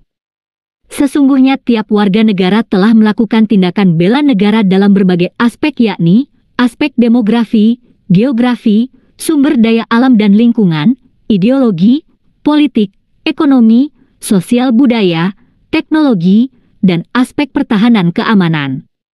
Teknologi dan aspek pertahanan keamanan. 6. Semangat untuk mewujudkan negara yang berdaulat, adil dan makmur. Semangat untuk mewujudkan cita-cita bangsa merupakan sikap dan tekad kebangsaan yang dilandasi oleh tekad persatuan dan kesatuan untuk mewujudkan cita-cita bersama. Sikap dan tekad bersama merupakan kekuatan untuk mencapai cita-cita bangsa sebagaimana tertuang dalam pembukaan UUD NRI tahun 1945, yakni melindungi segenap bangsa Indonesia dan seluruh tumpah darah Indonesia, memajukan kesejahteraan umum, mencerdaskan kehidupan bangsa, dan ikut melaksanakan ketertiban dunia. Pada dasarnya, bangsa Indonesia berjuang untuk merdeka, berdaulat dan berkeadilan, memberantas kemiskinan dan kebodohan serta mendambakan perdamaian dunia yang damai. 38. 4. Kompetisi dan konflik kepentingan dalam konteks kehidupan. Kompetisi merupakan keniscayaan yang pasti melekat pada setiap unsur kehidupan di alam semesta, khususnya manusia. Kompetisi ditujukan untuk mencapai sesuatu pada level tertentu, di mana sebagai reward kompetitor berhak mendapat apa yang menjadi tujuannya berkompetisi. Misalnya, kompetisi dalam kebaikan untuk mencapai keberkahan, kompetisi bola untuk mendapatkan trofi dan kejayaan, atau peran sebagai kompetisi untuk mencapai keagungan bangsa. Semua ini seperti takdir yang tidak bisa dilepaskan pada manusia, yang melekat dan hidup bagaikan hukum alam. Kompetisi ini berhubungan erat dengan interaksi, karena sejatinya tidak mungkin terdapat sebuah kompetisi tanpa ada kompetitor lain sebagai penantang dari kompetitor pertama. Moles, dalam Kusumawati, 2018, menjelaskan bahwa Moles, dalam Kusumawati, 2018, menjelaskan bahwa kompetisi atau persaingan dapat diartikan sebagai interaksi antar individu yang berakibat pada pengurangan kemampuan hidup mereka. Hal ini dapat terjadi bila kompetisi diartikan dalam konteks destruktif, merusak, atau bernada negatif. Lebih lanjut, Kusumawati, 2018, menjelaskan bahwa dalam beberapa konteks lain, bahkan interaksi antar sesama makhluk hidup, kompetisi dapat menjadi hal yang negatif. Interaksi tersebut dapat berupa interaksi positif yang saling menguntungkan, dapat juga interaksi negatif seperti kompetisi atau persaingan. Padahal, kompetisi sendiri bisa bernilai positif bila hal itu dilakukan dalam kebaikan dan upaya untuk memperbaiki diri, misalnya perlombaan.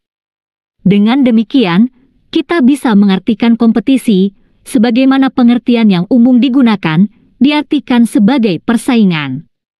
Meskipun, bila ditinjau dari berbagai sudut pandang, kompetisi dapat diartikan beragam, namun secara fundamental, kompetisi diartikan sebagai persaingan. Akan tetapi, terlepas dari perdebatan dengan definisi kompetisi, perlu diingat bahwa ada hal-hal yang perlu menjadi batasan dalam kompetisi. Artinya, kompetisi perlu memperhatikan nilai-nilai etika yang berlaku di masyarakat guna menghindari konflik. 39. Bermanfaat bagi peningkatan produktivitas.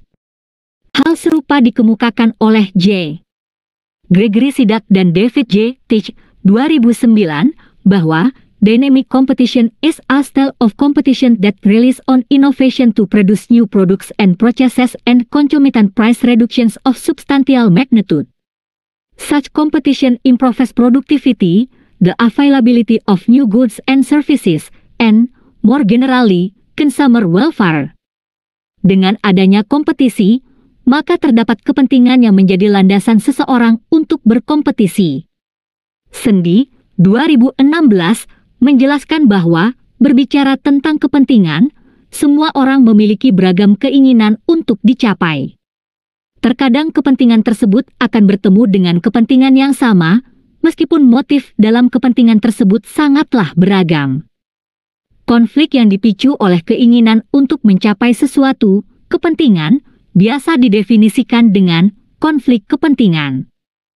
Konflik ini disebabkan kepentingan yang saling berbeda dan saling bertentangan yang mana masing-masing pihak memiliki alasan untuk percaya bahwa mereka mampu mendapatkan sebuah objek bernilai untuk diri mereka sendiri dan mereka percaya bahwa mereka berhak memiliki objek tersebut yang disebut determinan tingkat aspirasi. Menurut Paramita Cahyati, 2013, konflik sendiri merupakan bentuk interaktif yang terjadi pada tingkatan individual, interpersonal, kelompok, atau pada tingkatan organisasi. Artinya, seluruh pihak memiliki potensi untuk menciptakan konflik kepentingan. Bila dikaitkan dengan suatu jabatan ketatanegaraan, menurut Lichter A. S. dalam Setiabudin Sundoro, 2019, Konflik kepentingan adalah suatu keadaan di mana seorang profesional atau pejabat yang mempunyai kewajiban primer, primary interest, yaitu bahwa ia harus menjalankan kewajibannya secara baik, adil, dan jujur, dalam kondisi tertentu melalaikan kewajibannya itu karena adanya pengaruh dari luar, yaitu adanya kepentingan sekunder, secondary interest.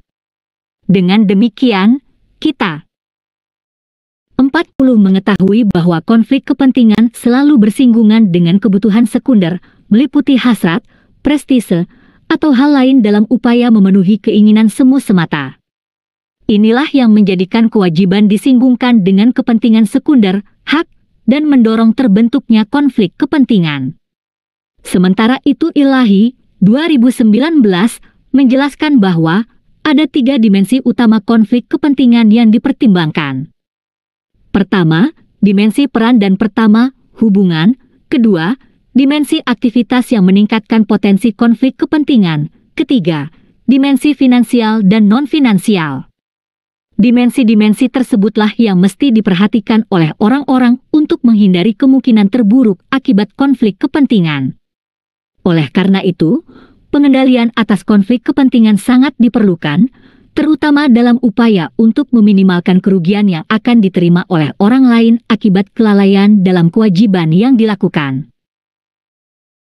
Hermansyah Jaya, dalam Ilahi, 2019, berpendapat, pengendalian konflik kepentingan merupakan wujud dalam rangka meningkatkan etos kerja guna menghasilkan kinerja yang baik dan maksimal serta bermanfaat bagi masyarakat.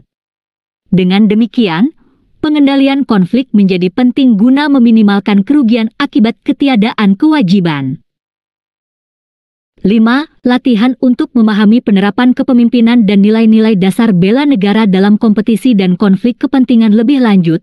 Peserta akan diminta menjalankan simulasi permainan merah putih sebagai berikut. A. Peserta akan dibagi menjadi 2. Kelompok B. Pemilihan relawan pendamping. C. Pemilihan ketua. D. Briefing peraturan permainan. 1. Masing-masing kelompok mencetak nilai dengan cara memilih warna merah atau putih. 41. 2. Masing-masing kelompok mempunyai waktu 5 menit untuk memutuskan warna yang dipilih. 3. Permainan terdiri dari 10 ronde 4. Masing-masing kelompok dibekali selembar catatan untuk mengikuti perkembangan warna yang dipilih dari ronde ke ronde serta nilai yang didapat. Peran pemandu permainan. 1. Pemandu permainan akan mengunjungi masing-masing kelompok, menanyakan warna yang dipilih. 2. Pemandu mengungkapkan warna yang telah diputuskan oleh kedua kelompok. 3. Setelah ronde keempat dan ronde 8, pemandu permainan akan menanyakan kepada tiap kelompok apakah berkenan untuk berunding atau tidak.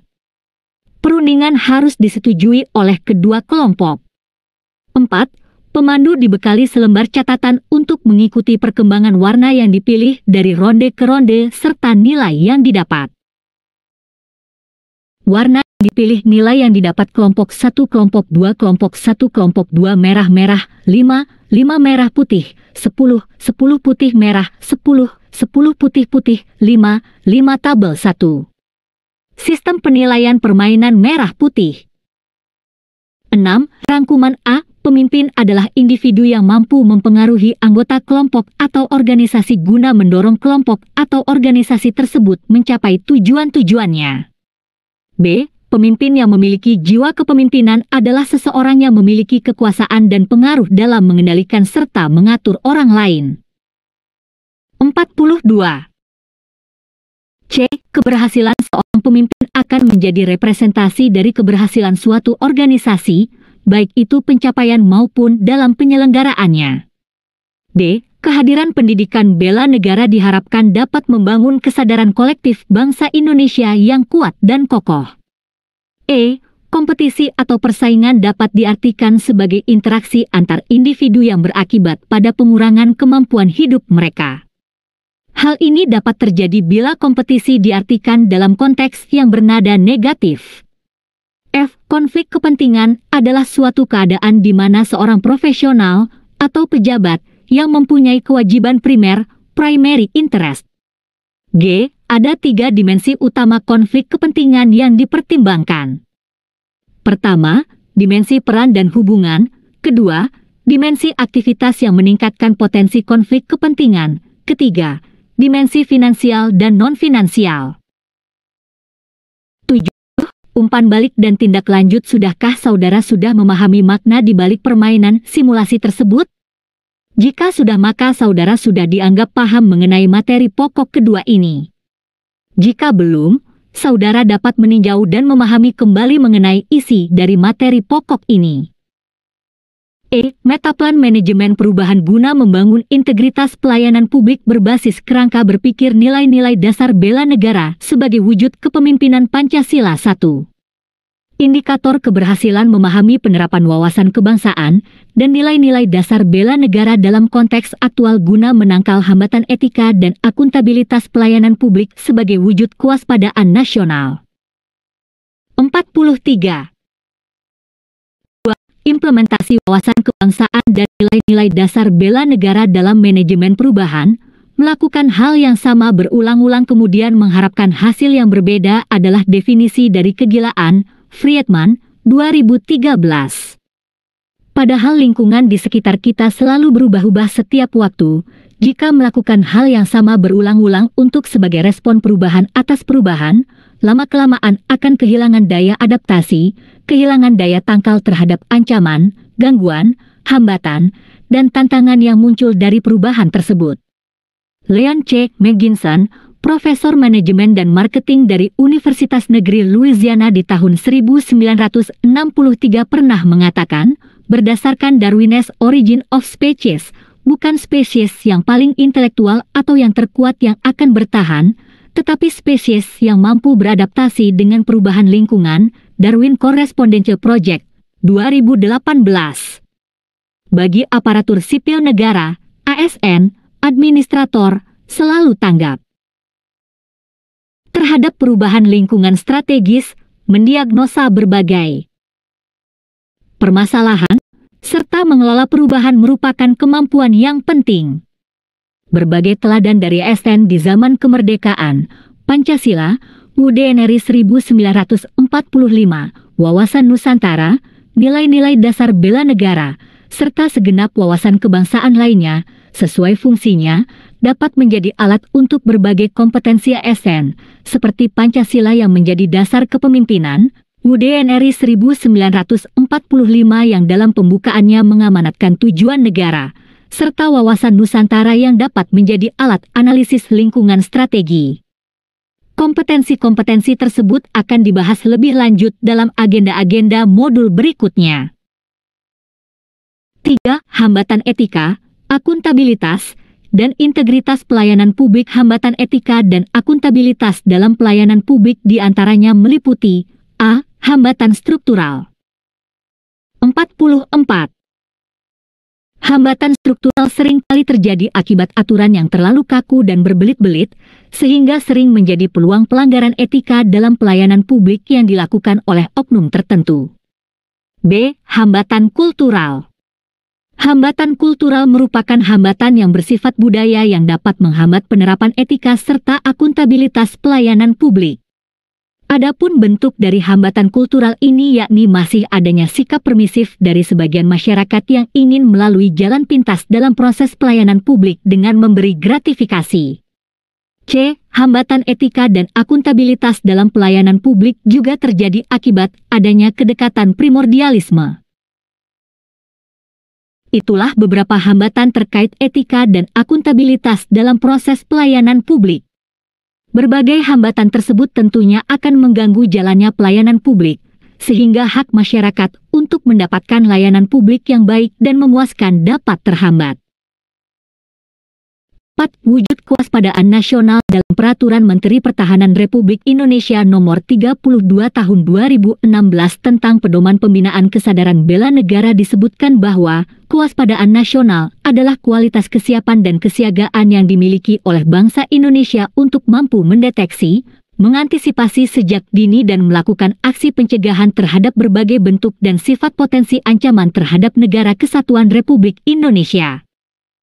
Kewaspadaan nasional merupakan kesiapsiagaan yang menyangkut kondisi psikologis warga negara untuk selalu menyiapkan diri secara sadar menghadapi berbagai ancaman dan tantangan. Untuk itu, setiap warga negara perlu dibekali dengan kesiapsiagaan seluruh elemen bangsa dalam setiap kondisi yang dihadapkan pada ancaman dan tantangan bagi bangsa Indonesia. 45. Letnan Kolonel Arm Joko Rianto 2017 menyebutkan bahwa kewaspadaan nasional menyangkut sistem keamanan nasional yang mempunyai fungsi sebagai berikut. A. Membina kepastian hukum. B. Membina ketentraman dan ketertiban masyarakat. C. Penegakan hukum dan keadilan. D. Membangun kemampuan pertahanan. E. Melindungi rakyat dari berbagai bencana alam, kesengajaan, lalai, termasuk perlindungan hak-hak rakyat. Baseng dan kawan-kawan 2019 menjelaskan Baseng dan kawan-kawan 2019 menjelaskan bahwa ketahanan nasional yang kuat, kokoh dan handal merupakan potensi bangsa dan negara yang dahsyat dalam mengantisipasi dan mengatasi berbagai bentuk KTGH, baik yang datang dari dalam negeri maupun dari luar negeri sebagai wujud dari kewaspadaan nasional. Adapun bentuk atau wujud dari kewaspadaan nasional ini meliputi berbagai hal di antaranya yaitu waspada diri, waspada keluarga, waspada masyarakat, waspada lingkungan kerja, lingkungan pendidikan, dan waspada nasional. Untuk itu dapat disimpulkan bahwa wujud waspada nasional merupakan kesiapsiagaan suatu bangsa sebagai bentuk deteksi awal terhadap berbagai potensi ancaman yang datang membahayakan kehidupan bangsa dan negara. Latihan untuk memahami penerapan membangun integritas pelayanan publik berbasis kerangka berpikir nilai-nilai dasar bela negara sebagai wujud kepemimpinan Pancasila. Peserta secara berkelompok diminta melakukan hal-hal berikut. A. Review dan konsolidasi hasil survei mini dan penugasan sebelumnya. 46. A. Mendiskusikan konsep kepemimpinan berbasis nilai-nilai dasar bela negara. B. Mendiskusikan dan membuat metaplan nilai-nilai dasar bela negara. C. Memaparkan hasil diskusi kelompok. 6. Rangkuman A. Wawasan kebangsaan merupakan cara pandang bangsa Indonesia untuk mengenal dan memahami diri dan lingkungan sekitarnya guna membentuk kesatuan dan persatuan wilayah dalam kehidupan bermasyarakat, berbangsa, dan bernegara, sesuai dengan falsafah dan ideologi bangsa dan negara. B. Wawasan kebangsaan sangat identik dengan wawasan Nusantara yaitu cara pandang bangsa Indonesia dalam mencapai tujuan nasional yang mencakup perwujudan kepulauan Nusantara sebagai kesatuan politik, sosial budaya, ekonomi dan pertahanan keamanan. C. Etika kepemimpinan ASN bersumber dari wawasan kebangsaan Indonesia yang membentuk nilai-nilai dan prinsip-prinsip mengenai hal-hal yang benar dan hal-hal yang salah. ASN yang beretika akan terjaga integritasnya dalam kehidupan sehari-hari, melakukan pelayanan publik. D. Akan tetapi, ada hambatan-hambatan yang muncul dan akan menguji etika dan integritas ASN, baik yang berasal dari struktural, kultural, maupun yang berkaitan dengan kedekatan primordialisme. Sudah tentu, etika dan integritas ASN perlu terus dijaga demi kesiapsiagaan menghadapi berbagai ancaman, gangguan, hambatan, dan tantangan. Umpan balik dan tindak lanjut. Sudahkah saudara melakukan diskusi dan tugas kelompok? Apakah saudara berhasil membuat metaplan manajemen perubahan berbasis kerangka berpikir nilai-nilai dasar bela negara sebagai wujud kepemimpinan? 47. Pancasila. Jika sudah, maka saudara dapat melanjutkan untuk mempelajari agenda berikutnya. Jika belum, saudara dapat meninjau kembali materi pokok di atas sebelum melanjutkan ke materi berikutnya. Bab 7 Penutup. A. Kesimpulan. Memahami persepsi, preferensi, dan aspirasi publik penting dilakukan untuk selalu mengetahui perkembangan pertumbuhan kebutuhan publik sebagai pihak yang dilayani oleh pemerintah. Persepsi akan memberikan input bagi pemerintah mengenai kesan dan tanggapan publik mengenai lingkungan sekitarnya. Kemudian preferensi akan membuat pemerintah mengetahui penilaian terhadap kebijakan yang telah dibuat, suka atau tidak suka, didasarkan oleh berbagai faktor seperti kesenangan, kepuasan diri maupun kegunaan dari suatu kebijakan tersebut. Sedangkan melalui aspirasi publik, pemerintah akan memahami perkembangan kebutuhan publik. ASN dapat menerapkan survei mini untuk dapat berinteraksi langsung dengan publik serta menjalin kefasian dialog, menjaring persepsi, penentuan preferensi, serta penyerapan aspirasi. Kemudian menganalisisnya berdasarkan amanat konstitusi dan sila-sila Pancasila, sehingga dapat dikembangkan konsep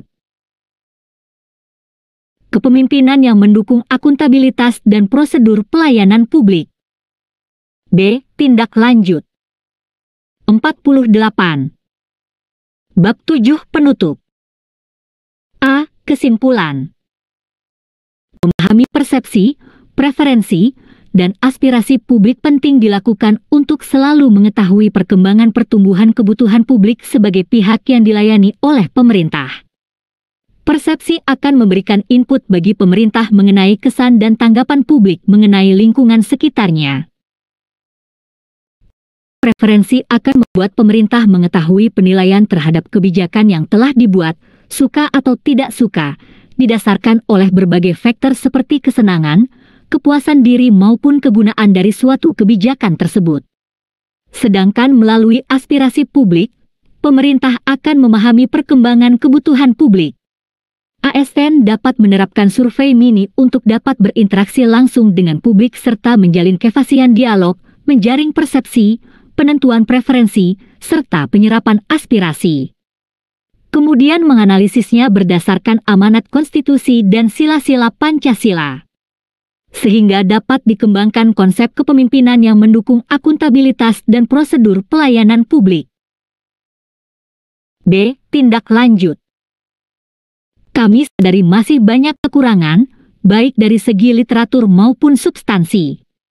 Oleh karena itu, saran dan masukan untuk penyempurnaan modul ini kami terima dengan senang hati dan terbuka. Kami mendorong pengguna modul dan fasilitator untuk dapat mencari sumber lain lebih lanjut dalam bahan bacaan yang ada dalam daftar pustaka serta literatur lainnya yang terkait dengan substansi mata pelatihan.